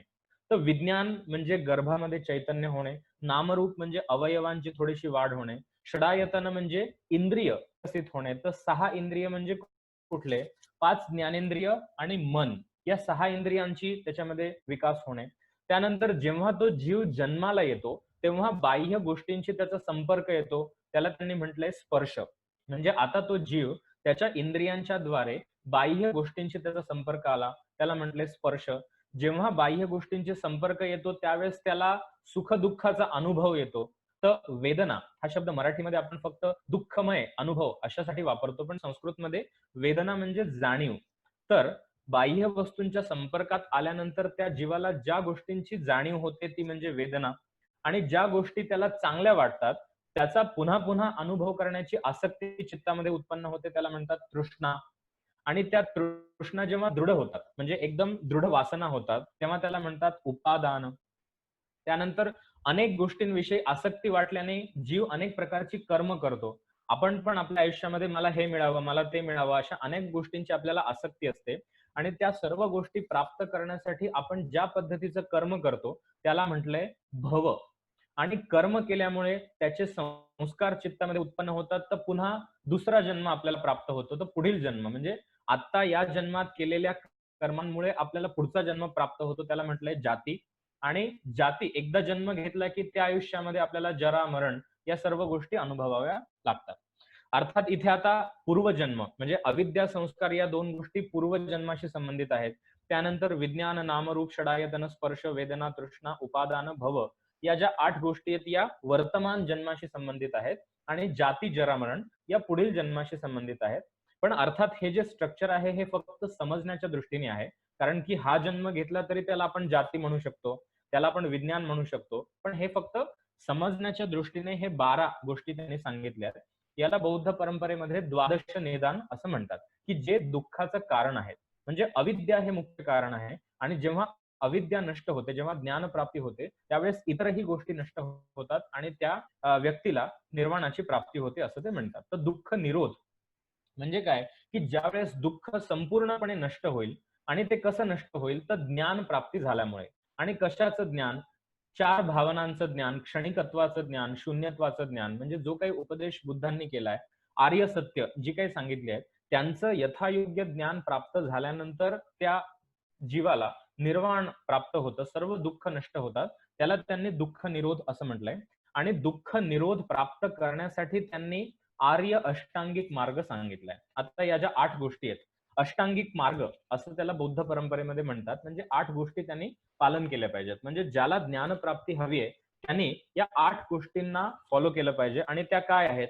तर थोडक्यामध्ये मी सांगतो. म्हणजे आपला हा एक संपूर्ण विषय इथे पूर्ण होतो. तर सम्यक, सम्यक म्हणजे काय? योग्य किंवा ज्याला आपण म्हणू इंग्लिशमध्ये प्रॉपर. तर त्या व्यक्तीने सम्यक दृष्टी म्हणजे सम्यक विचार केला पाहिजे, योग्य विचार केला पाहिजे, योग्य दृष्टिकोन त्याने आपल्या आयुष्यामध्ये ठेवला पाहिजे. त्यानंतर सम्यक संकल्प आणि ज्या काही आपल्यामध्ये वाईट गोष्टी असतील त्यांना सोडण्यासाठी त्या व्यक्तीने निश्चय केला पाहिजे. जसं आपण इंग्लिशमध्ये म्हणतो की रिझोल्युशन, म्हणजे दृढ निश्चय करून ज्या काही वाईट गोष्टी मी माझ्या आयुष्यात करतोय, ज्ञान प्राप्त करण्यासाठी त्या वाईट गोष्टींना सोडण्याचा मी संकल्प केला पाहिजे. आणि माझं चित्त शुद्ध होण्यासाठी किंवा शुद्धी होण्यासाठी सम्यक वचन म्हणजे मी जे काही बोलतोय ते यथार्थ बोललं पाहिजे, सत्य बोललं पाहिजे. त्यानंतर सम्यक कर्मांत, ज्या पद्धतीचे कर्म मी करतोय ते योग्य असले पाहिजे. दुसऱ्याची हिंसा न करता किंवा दुसऱ्याला न दुखवता आणि जे काही चांगले कर्म आहेत त्याचं मी आचरण केलं पाहिजे. आता याच्यामध्ये अनेक गोष्टी येतात डिटेल्समध्ये, कारण की याविषयी खूप विस्ताराने वर्णन आहे. पण तरी सुद्धा थोडक्यात सांगतो की कर्मांतमध्ये त्यांनी 5 शील सांगितलेत. म्हणजे अहिंसा, सत्य, अस्तेय, ब्रह्मचर्य आणि मद्यपान वगैरे वर्जित करणे, हे जे 5 शील आहेत, हे त्यांनी कर्मांतमध्ये सांगितलेत. म्हणजे त्या व्यक्तीचं आचरण अतिशय चांगलं पाहिजे. ज्याला योगामध्ये आपण यम असं म्हणतो, तर त्या यमामध्ये फक्त अपरिग्रह न घेता त्यांनी मद्यपान वर्जित करणे असा एक त्याच्यामध्ये घेऊन त्याला त्यांनी 5 शील मानलेले आहेत. त्यानंतर सम्यक आजीव म्हणजे ज्या गोष्टींनी आपण धन अर्जित करतोय, म्हणजे ज्याला आपण प्रोफेशन असं म्हणतो, तर ते सुद्धा व्यवस्थित असलं पाहिजे. म्हणजे आपण योग्य मार्गाने धनाची प्राप्ती केली पाहिजे. योग्य पद्धतीने आपण पैसे कमवले पाहिजेत. त्याला म्हणतात सम्यक आजीव. त्यानंतर सम्यक व्यायाम म्हणजे ज्ञान प्राप्त करण्यासाठी योग्य प्रयत्न केले पाहिजेत. इथे व्यायाम या शब्दाचा अर्थ आहे योग्य प्रयत्न करणे. त्यानंतर सम्यक स्मृती म्हणजे काय, की योग्य पद्धतीने आपल्या चित्ताला आपण ट्रेन करणे, आपल्या चित्ताला आपण योग्य स्मरण होण्यासाठी, योग्य स्मृती होण्यासाठी एक प्रकारे प्रशिक्षित करणे. त्याला ते म्हणतात की सम्यक स्मृती. आणि जेव्हा आपण आपल्या चित्ताला योग्य कंट्रोल करतो, त्याचं व्यवस्थित नियंत्रण करतो, त्यावेळेस ते चित्त एकाग्र होऊ शकतं आणि त्याला सम्यक समाधी असं आपण म्हणू शकतो. आणि ज्यावेळेस एकाग्रतेची प्राप्ती होईल, त्यावेळेस त्याला संपूर्ण ज्ञान प्राप्त होईल आणि ते ज्ञान प्राप्त झाल्यानंतर अविद्या नष्ट होऊन ही जी पूर्ण सायकल आहे, ही जी 12 द्वादश निदान त्याला ते म्हणतात. तर किंवा याला एक प्रतित्य समुत्पाद्य असा पण एक बौद्ध परंपरेमध्ये शब्द आहे. म्हणजे कारण आणि कार्य, कारण आणि कार्य यांचा संबंध. तर यथार्थ ज्ञान प्राप्त झाल्यानंतर अविद्या पूर्णपणे नष्ट होते आणि त्या जीवाला निर्वाणाची प्राप्ती होते. असा हा एक सिद्धांत जो आहे आर्य सत्य त्यांनी सांगितलेला आहे. आता आज आपण जी काही चर्चा केली, खरं तर बौद्ध दर्शन हे अतिशय विस्तृत आहे आणि त्याविषयी किती जरी बोललं तरी सुद्धा आपण असं म्हणूया की कमी आहे. आणि फक्त हे बौद्ध दर्शनाविषयीच नाही, पण इतर पण जी दर्शन आहे ती सगळी एक एक आपण म्हणूया की समुद्र आहेत. पण तरी सुद्धा बौद्ध दर्शनाचा एक पार्श्वभूमी काय होती किंवा ऐतिहासिक त्याचं एक महत्व काय होतं, गौतम बुद्धांची भूमिका काय होती आणि त्याविषयी आपण थोडीशी चर्चा केली. त्यांचे जे 2 मुख्य सिद्धांत जे स्वतः त्यांनी सांगितले की 4 आर्य सत्य कुठली आणि 4 भावना कुठल्या, याचा थोडक्यात आपण परिचय करण्याचा प्रयत्न केला आणि जे 4 संप्रदाय मुख्य होते याविषयी आपण जाणून घेण्याचा प्रयत्न केला. आता फक्त यामध्ये मला एक थोडा शेवटचा मुद्दा मी सांगतो आणि त्यानंतर आपले काही प्रश्न असतील तर आपण विचारू शकता. आपण जेव्हा बौद्ध धर्माचा किंवा बौद्ध दर्शनाचा अभ्यास करतो, त्यावेळेस मला असं वाटतं की सगळ्यात महत्त्वाची गोष्ट कुठली आहे, की बुद्धांनी काय सांगितलंय ही एक गोष्ट झाली. प्रत्यक्ष त्यांनी जे सांगितलंय शिकवण एक वेगळी आहे. त्यानंतर त्यानंतर त्यांचे जे अनुयायी होते, त्यांनी जे काही त्याचं इंटरप्रिटेशन केलं आणि त्यांनी जे काही संप्रदाय उदयाला आले त्यामुळे आणि अनुयायांनी जे काही सिद्धांत डेव्हलप केले, तो एक वेगळा विषय आहे. तो गौतम बुद्धांनी सांगितलेल्या सर्व कल्पना जशाच्या तशा त्यांनी सांगितलेल्या नाहीत. कारण की जसं आपण बघितलं की शून्य ही संकल्पना आहे. त्याची इंटरप्रिटेशन सगळ्यांनी वेगवेगळी केली आहे. त्याच्यामुळे बौद्ध दर्शन हा एक वेगळा विषय आहे आणि गौतम बुद्धांची शिकवण हा एक वेगळा विषय आहे. तसंच बौद्ध धर्म हा एक वेगळा विषय आहे आणि गौतम बुद्धांची शिकवण हा एक वेगळा विषय. म्हणजे या तीनही गोष्टींना वेगवेगळं आपल्याला जाणलं पाहिजे.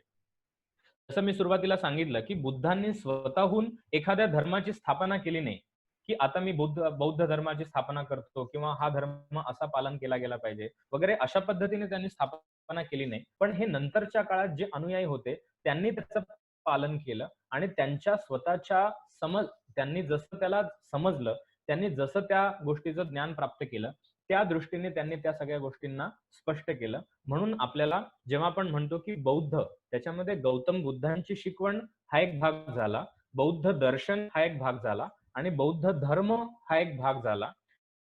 आपण आज धर्माविषयी कुठलीच चर्चा केली नाही. त्याच्यामध्ये जे हीनयान, महायान वगैरे संप्रदाय आहे. कारण की धर्म हा विषय वेगळा आहे आणि दर्शन हा विषय वेगळा आहे. तर थोडक्यामध्ये आपल्याला मी परिचय करून देण्याचा प्रयत्न केला. तर आता मी इथे थांबतो आणि यानंतर आपल्याला काही प्रश्न असतील तर आपण विचारू शकता. मला ऍक्च्युली 2 प्रश्न होते. अ, एक म्हणजे आता तुम्ही म्हणालात की गौतम बुद्धांनी जी काही शिकवण दिली ती वेगळी, बरोबर. दर्शने वेगळी आणि नंतर बुद्ध धर्म वेगळा. बरोबर. पण तुम्ही असंही म्हणालात की गौतम बुद्धांनी स्वतः काही ग्रंथ निर्मिती केली नाही. त्यांनी स्वतः बरोबर. काही लिहून ठेवलेलं नाही. हो. त्याच्यामुळे आता म्हणजे वेगवेगळी बौद्ध दर्शनं म्हणा किंवा बुद्ध धर्म म्हणा, हे जे हं, आपल्यापर्यंत जे काही आलेलं आहे, हं. ते असं खात्रीने म्हणता येणार नाही की बुद्धांनी सांगितलेलं ते एक्झॅक्टली तसंच असेल. ते त्यांनी इतरांनी केलेलं इंटरप्रिटेशन आहे, असं आपण म्हणू शकतो का? बरोबर आहे. पण इंटरप्रिटेशन पण अगदी सर्व गोष्टींचं नाहीये. जसं मी सांगितलं, की जो त्रिपिटक हा ग्रंथ आहे, म्हणजे त्यांच्या निर्वाणानंतर इमिडिएटली ज्या ग्रंथाची रचना झाली आहे, त्याच्यात पण आपल्याला निश्चितपणे असं म्हणता येईल, की ते पण स्वतः बुद्धांनी केलेलं नसल्यामुळे त्याच्यामध्ये पण थोडासा बदल होण्याची शक्यता आहे, असं आपल्याला गृहीत धरावं लागेल. कारण की ती एक आपण असं म्हणूया, की सम पर्सेंटेज त्याच्यामध्ये शक्यता निश्चित आहे, की त्यांनी त्यांच्या दृष्टीने तो विचार केला. पण तरी सुद्धा त्यातल्या त्यात प्रामाणिक नक्की काय आहे? तर आपण असं म्हणू शकतो, की जो त्रिपिटक ग्रंथ आहे आणि त्याच्यामध्ये सुद्धा जो सुत्त पिटक हा जो भाग आहे, हा त्यांच्या निर्वाणानंतर इमिडिएटली जी पहिली संगती झाली होती, त्यावेळेस त्या सगळ्या गोष्टींचं संकलन केलं गेलं. त्यामुळे तो त्यातल्या त्यात प्रामाणिक आहे, असं मला वाटतं. आणि जे आधीपासून प्रचलित आहे, की आर्य सत्य आणि 4 भावना या स्वतः गौतम बुद्धाने सांगितलेल्या असल्यामुळे त्या आपल्याला असं म्हणावं लागेल, की त्या स्वतः बुद्धांचंच ते विचार आहेत. आणि इतर ज्या गोष्टी आहेत, की जसं माध्यमिक शून्यवाद किंवा विज्ञानवाद किंवा सर्वास्तिवाद किंवा बाह्यार्थ अनुमेयवाद हे नंतरच्या काळामध्ये जे काही अनुयायी होऊन गेले, त्यांनी त्यांचे त्यांचे विचार वेगवेगळ्या ग्रंथांत मांडले आणि त्या एक संप्रदायाचे प्रवर्तक पण वेगळे मानले जातात. ते त्यांचे विचार झाले. तर ते दर्शनाचे जे संप्रदाय आहेत ते आपल्याला वेगळे कोणते आहेत त्या दृष्टीने आपण ग्रंथांचा अभ्यास करून जाणून घेऊ शकतो. तर मला असं विचारायचं होतं, की कुंफू, शाओलिन वगैरे हे पंथ जे आहेत, तर हे सुद्धा बुद्ध धर्माशी रिलेटेड आहेत का? शाओलिन, कुंग-फू वगैरे हे जे एक आपण म्हणूया की युद्धाचे प्रकार आहेत किंवा एक आत्मसंरक्षणाचे उपाय आहेत. हे खरं तर बौद्ध दर्शन किंवा बौद्ध धर्माचा भाग आहेत असं नाही. पण काय झालं की आपला जो बौद्ध तत्वज्ञान आहे किंवा बौद्ध धर्म आहे हा भारताच्या बाहेर अनेक ठिकाणी तो प्रचार-प्रसार त्याचा झाला. म्हणजे चीन, जपान, तिबेट, मंगोलिया, नेपाळ किंवा श्रीलंका, म्यानमार म्हणजे कंबोडिया अशा अनेक वेगवेगळ्या देशांमध्ये जेव्हा बौद्ध धर्म आणि बौद्ध तत्वज्ञानाचा प्रसार झाला, तर त्याच्यामध्ये त्यांच्या संस्कृतीमध्ये जे काही आत्मरक्षणाचे उपाय होते, त्याला त्यांनी थोडंसं धार्मिक परंपरेमध्ये समाविष्ट करून आता आपल्याला वाटतंय की ते बौद्ध परंपरेशी काही त्याचा संबंध असावा. पण मुळात जी बौद्ध परंपरा आहे, जी भारतीय आहे, त्याच्यामध्ये कुंग-फू किंवा या सगळ्या गोष्टींचा समावेश नव्हता. पण जेव्हा त्या इतर देशांमध्ये हे तत्वज्ञान गेलं किंवा इतर देशामध्ये या धर्माचे अनुयायी जेव्हा झाले, तेव्हा त्यांनी त्यांच्या ज्या परंपरा होत्या त्याला त्यांनी याच्यामध्ये समाविष्ट केलं. त्याच्यामुळे मला असं वाटतं की ही एक नंतरची डेव्हलपमेंट आहे. हा मुळात बौद्ध धर्माशी त्याचा संबंध नाहीये. कुंग-फू, शाओलिन वगैरे या सगळ्या युद्ध प्रकारांचा. हॅलो, हा बोला.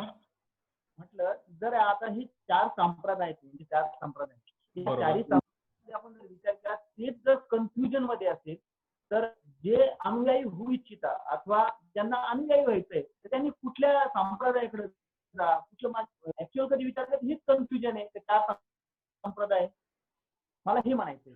तर मला एखाद्या संप्रदायामध्ये मला उठायचं आहे, मला अजूनही मला आवडलाय, म्हणजे मी हा आवडला तो सोडायचा, तो आणि तो आवडला आणि हा सोडायचा, म्हणजे तीच कन्फ्युजन त्यांचं आहे. ते कन्फ्युजन असेल तर उदाहरणार्थ मला धर्म जर स्वीकारायचा, मी कसा स्वीकारायचा, यांचंच कन्फ्युजन आहे. मी काय करायचं? बर, आता आपला जो प्रश्न आहे की यांच्यामध्ये जर मतभेद असतील तर आपल्याला समजा स्वीकारायचं असेल तर आपण नक्की काय स्वीकारायचं. मला असं वाटतं की हा जो प्रश्न आहे हा फक्त बौद्ध परंपरेचा नाही, हा इतर पण सर्व परंपरांचा आहे. मला समजा इतर पण एखादा विचार समजून घ्यायचा असेल, मला जर आकलन करायचं असेल, तर आपल्या भारतीय परंपरेमध्ये अनेक विचार आहेत. म्हणजे नुसती दर्शन असं नाही, पण त्या व्यतिरिक्त सुद्धा आपण असं म्हणू शकतो की समजा शीख धर्म आहे.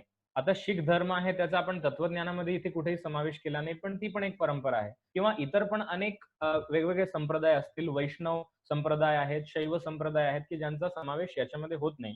तर याच्यामध्ये मला असं वाटतं की प्रत्येक म्हणजे आपल्याला समजा एखादी विचारसरणी जाणून घेऊन त्यानंतर आपल्याला आपल्या विचारांशी अनुकूल जी विचारसरणी आहे तिचा आपण अभ्यास करू शकतो. आता याच्यात पण काय झालंय की तुमच्या प्रश्नामध्ये 2 वेगवेगळ्या गोष्टी आहेत, की एक प्रश्न झाला धर्माच्या अनुषंगाने आणि दुसरा प्रश्न झाला तत्वज्ञानाच्या अनुषंगाने. याच्यामध्ये आपण भेद कसा करू शकतो, की धर्म जो आहे तो आपण असं म्हणू शकतो की तो आचारावरती अवलंबून आहे. आचारावरती म्हणजे काय, की धर्म आजकाल आपण एक फक्त प्रसिद्ध आज आपण धर्म ज्याला समजतोय त्या अनुषंगाने मी बोलतोय, की आचार म्हणजे काय, की जो आपण ज्याला हिंदू म्हणतो की तो मंदिरात जातो, तो देवी देवतांची पूजा करतो. जो ख्रिश्चन आहे तो चर्चमध्ये जातो, जो मुस्लिम आहे तो मशिदीत जातो, तो नमाज पढतो. म्हणजे काय, की आज आपण ज्याला धर्म म्हणतोय तो फक्त व्यक्तीचं आचरण वेगवेगळं आहे, पण त्याच्या मागे असणारी जी विचार परंपरा आहे ती माहितीये का? म्हणजे मी सर्वांच्या बाबतीतच हे म्हणतोय, की हिंदूंना माहितीये का की विचार परंपरा काय आहे? तर नाहीये. म्हणजे काय, की आचार आपण फक्त अनुकरणाने फॉलो करतोय. आचार म्हणजे काय, की आचरण. म्हणजे माझा जन्म समजा हिंदू घरामध्ये झाला, तर माझे आई-वडील जे करतायत त्यांचं फक्त अनुसरण करण्याचा मी प्रयत्न करतो. त्यांचं फक्त अनुकरण करून जर ते मंदिरात जात असतील तर मी पण जातो. जर ते पूजा करत असतील तर मी पण पूजा करतो. जर मी मुस्लिम घरात जन्माला आलो तर आई-वडील नमाज पढतील तर मी पण नमाज पढतो. म्हणजे धर्म कसा पालन केला जातो, तर जास्तीत जास्त धर्म हा फक्त अनुकरणाच्या द्वारे पालन केला जातो. म्हणजे आचरणाच्या द्वारे पालन केला जातो. पण त्याच्या मागचा विचार काय आहे, हे मला वाटतं की 95-98% लोकांना माहिती नसेल. त्याच्यामुळे धर्म ही गोष्ट जर आपण बाजूला केली, की धर्माचा स्वीकार करावा किंवा न करावा हा एक वेगळा विचार झाला. पण ज्या धर्माचं जे एक अधिष्ठान आहे, त्याच्या मागचा जो विचार आहे, म्हणजे आचाराच्या परंपरेचं अनुकरण न करता आपण जर विचार समजून घेतला आणि आपल्याला अनुकूल कुठला विचार आहे, ते ऑटोमॅटिक आपण म्हणू शकतो, की हा विचार माझ्या अनुकूल आहे. आपण त्याचं पालन करावं. कारण की मतभेद हे निश्चितच असणार आहे. आणि या जगामध्ये कुठेही आपण असं म्हणू शकणार नाही, की सर्वजण एक होतील, सर्वांचे विचार एक होतील. म्हणजे जरी आपल्या ज्ञानेश्वर माऊलींनी म्हणून ठेवलेलं आहे, की सर्वांची जे खणांची व्यंकटी सांडो, दुरितांचे तिमिर जावो. पण ते जे पसायदान आहे ते प्रत्यक्षामध्ये कधी येणार हे आपल्याला माहिती नाहीये. आपल्याला आज जी परिस्थिती दिसते त्याच्यामध्ये विरोधाभासच जास्त आहे. त्याच्यामुळे एक गोष्ट फॉलो केली तर दुसऱ्याच्या विरोधी होईल, दुसरी गोष्ट फॉलो केली तर एकाच्या विरोधी होईल. हा विरोधाभास असणारच आहे.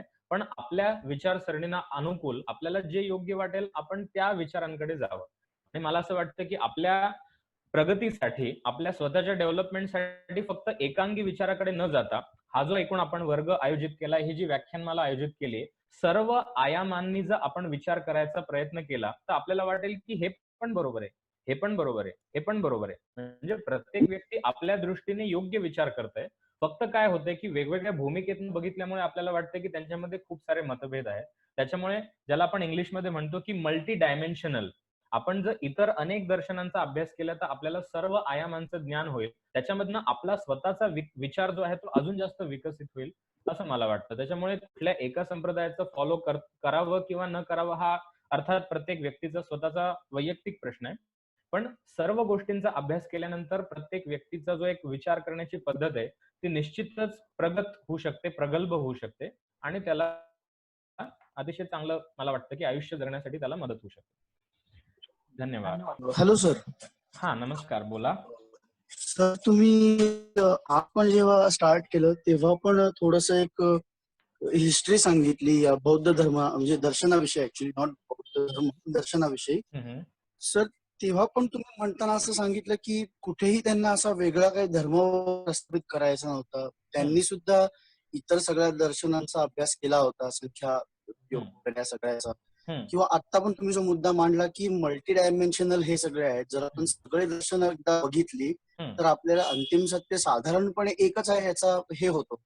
किंवा तुम्ही ते पण सांगितलं की ते खूप क्रूश झाले किंवा त्यांना जेव्हा असं वाटलं तर हा जो त्यांना मुद्दा वाटला की माझं समाधान होत नाहीये किंवा मी इतकं एक्स्ट्रीम आचरण करून सुद्धा मला जे हवंय ते मिळत नाहीये, ही भावना म्हणजे ह्याच्याविषयी थोडं सांगा ना. ही भावना कुठे प्रबळ होते? किंबहुना जसं तुम्ही आत्ताही म्हणले की हे सगळं बघून पण प्रत्येकाची क्षणी डेव्हलप होऊ शकते, पण अंतिम सत्य एकच आहे. मग अशा तर खूप प्रवाह तयार झाले असते किंवा या आचार्यांच्या खंडन म्हणणं दुसरे आचार्य पराभूत होतात आणि ते त्यांची मतं ऍक्सेप्ट करतात.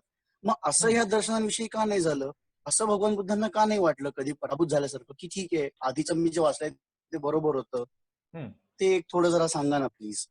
नाही, आता याच्यात थोडंसं दोन वेगळ्या गोष्टी आहेत. तुम्ही दर्शनांच्या विषयी वाटलं तर खंडन मंडन हे भरपूरच झालेलं आहे. त्याच्याविषयी हजारो ग्रंथ झालेले आहेत. म्हणजे एकाने दुसऱ्याचं खंडन केलं, दुसऱ्याने पण त्या पहिल्याला उत्तर दिलं, पहिल्याने पुन्हा त्याच्यावरती चर्चा केली. अशी जी आपल्याकडे परंपरा ग्रंथांची झाली, पूर्व पक्ष उत्तर पक्ष, पूर्व पक्ष उत्तर पक्ष, असे हजारो ग्रंथ आहेत. त्याच्यामुळे ते होतच राहिलं. पण तरी सुद्धा प्रत्येकाने अतिशय प्रगल्भपणे विचार करून दुसऱ्याने जो प्रश्न उपस्थित केला त्याच्यावरती त्यांनी अजून काहीतरी उत्तर देण्याचा प्रयत्न केला, अजून जास्त त्यांनी काहीतरी विचार मांडण्याचा प्रयत्न केला. त्यामुळे हा जो चर्चा भाग आहे हा होत राहिला आणि अगदी आपल्याला असं म्हणता येईल की अगदी 17व्या-18व्या शतकापर्यंत ही जी परंपरा होती खंडन मंडनाची आणि ग्रंथलेखनाची ही चालू होती. पण नंतरच्या काळामध्ये संस्कृत भाषेशी आपला संपर्क एक प्रकारे तुटल्यासारखा झाला, म्हणून ती परंपरा थोडीशी खंडित झाली. असं नाही की अगदी खंडित झाली, कारण की आजकालच्या काळात सुद्धा असे काही विद्वान आहेत की जे उत्तम ग्रंथ निर्मिती करू शकतात. त्याच्यामुळे खंडन मंडन हा प्रकार चालूच आहे आणि असं अल्टिमेटली कधीच आपल्याला म्हणता येणार नाही की हा जो विचार आहे किंवा हे दर्शन म्हणजे हेच आता अल्टिमेट सत्य आहे, असं आपल्याला म्हणता येणार नाही, कारण की ते वेगवेगळे डायमेन्शन्स आहेत. हा एक भाग झाला, हा फक्त तत्वज्ञान किंवा दर्शनाच्या विषयी झाला. दुसरं जो तुम्ही विचारलं की बुद्धांना असं का वाटलं नाही, कारण की तो दर्शन किंवा तत्वज्ञान किंवा विचार अशा अनुषंगाने नव्हता, तो साधना या अनुषंगाने होता. काय असतं की कधी कधी प्रत्येक व्यक्तीची प्रकृती ही वेगळी असते, साधनेच्या अनुषंगाने पण वेगळी असते. जसं आपण म्हणतो की भक्ती योग आहे, ज्ञानयोग आहे, कर्मयोग आहे, किंवा आता हे अगदी थोडक्यात उदाहरण द्यायचं झालं तर, पण तरी सुद्धा कुठल्या प्रकारची साधना मला सूट होते हे वेगवेगळं असू शकतं. त्यामुळे त्यांना त्यांच्या आयुष्यात जे कोणी गुरु भेटले असतील त्यांनी ज्या प्रकारची साधना गौतम बुद्धांना दिली, कदाचित त्यांना त्यांच्या व्यक्तिमत्वानुसार किंवा त्यांच्या प्रगतीनुसार ती उपयुक्त ठरली नसावी, म्हणून त्यांनी स्वतः त्याच्याविषयी चिंतन केलं, स्वतः त्यांनी त्याच्याविषयी शोध घेतले. पण याचा अर्थ असा नाही की पहिलं जे काही झालं ते सगळं त्यांनी बाद केलं किंवा त्यांनी त्याला डिनाय केलं किंवा अगदी संपूर्ण रिजेक्ट केलं, असं नाही. असं काही आपल्याला कुठे साहित्यामध्ये मिळत नाही. त्या इतर ज्या साधन परंपरा होत्या, ज्या त्या आधीच्या काळी अस्तित्वात होत्या, त्या नंतरच्या काळात अजूनही अस्तित्वात आहेत. जसं मी आपल्याला सांगितलं की त्यांनी सांख्य दर्शन शिकलं, अराड कलाम नावाच्या व्यक्तीकडनं त्यांनी सांख्य तत्वज्ञानाचं ज्ञान प्राप्त केलं. ती सांख्य परंपरा अजूनही आहे. म्हणजे बुद्धांना त्याद्वारे समजा काही उपयोग झाला नाही, त्यांना वैयक्तिक साधनेमध्ये त्याचा उपयोग झाला नाही, याचा अर्थ असा नाही की ती परंपरा बाद झाली. ती इतरांसाठी उपयुक्त ठरू शकते. त्यामुळे त्यांना स्वतःसाठी जी एक प्रकारची साधना प्रणाली आवश्यक होती, ती साधना प्रणाली इतर गुरु देऊ शकले नाहीत, म्हणून त्यांनी स्वतःच्या चिंतनाद्वारे जे काही त्यांनी जाणलं, जे काही त्यांनी साधना केली, त्याद्वारे त्यांना ज्ञान प्राप्ती झाली. म्हणून बुद्ध परंपरेमध्ये ते म्हणतात की अप्पदीपो भव. अप्पदीपो भव म्हणजे स्वतः तुम्ही तुमचा मार्ग शोधला पाहिजे, कारण की बुद्धांना तो तसा अनुभव आला होता, बुद्धांनी तसं एक्सपिरियन्स केलं होतं. म्हणून अशा पद्धतीची एक भूमिका आहे असं मला वाटतं. आता हा जो विषय झाला त्याच्यावर फक्त 1-2 वाक्यात सांगायचं होतं की जेव्हा आपण या दर्शनशास्त्राच्या परंपरेकडे बघतो, मग ती भलेही आस्तिक दर्शनांची असेल किंवा नास्तिक दर्शनांची असेल, पण त्याच्यामध्ये कुठेही या लोकांना असं हे आमचंच म्हणणं खरं आहे किंवा अशाच पद्धतीने असलं पाहिजे हा त्यांचा विचार नाहीये. बरोबर. सगळेजण सत्याचा एक शोध घेतात, कारण आपण अल्टिमेट आपला मनुष्य जीवनाविषयी जो विचार केलाय तो हाच आहे की प्रत्येक जीवाला जे आहे ते सत्य गाठायचंय.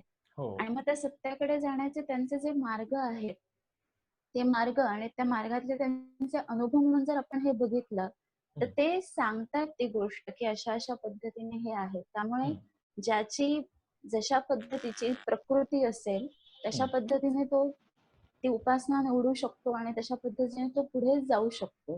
बरोबर. त्यामुळे इथे कुठल्याही दर्शनशास्त्रकाराला माझंच दर्शन सत्य आहे बाकीच्यांचं नाही असं कुठलंही दर्शन त्या ठिकाणी म्हणताना आपल्याला दिसत नाही. बरोबर. आणि त्यांचे जे पुढे जे काही वादविवाद किंवा आपण पूर्व पक्ष उत्तर पक्ष पाहतो तेही वादे जाये तत्वबोध आहे याच दृष्टिकोनातनं झालेले आहेत. त्यामुळे ह्या सगळ्या पर्स्पेक्टिव्हने जर आपण ह्या दर्शनशास्त्रांकडे बघितलं तर आपल्याला लक्षात येईल की या शास्त्राची जी परंपरा आहे ती परंपरा कोणालाच डिनाय नाही करत आहे, पण बरोबर. सगळेजण सत्याचा शोध घेत आहेत. त्यामुळे त्याच्यामध्ये कमी जास्त असं कुठेच काही नाहीये असं एक सांगायचं होतं फक्त. हो. तर आज आपण थांबूया. सर्वांनी आज सुद्धा जॉईन केलं त्याबद्दल मी सर्वांचे आभार मानतो. सर्वांना धन्यवाद आणि आपण पुन्हा एकदा उद्या भेटूया एक नवीन दर्शनाच्या चर्चेसहित. सर्वांचे आभार.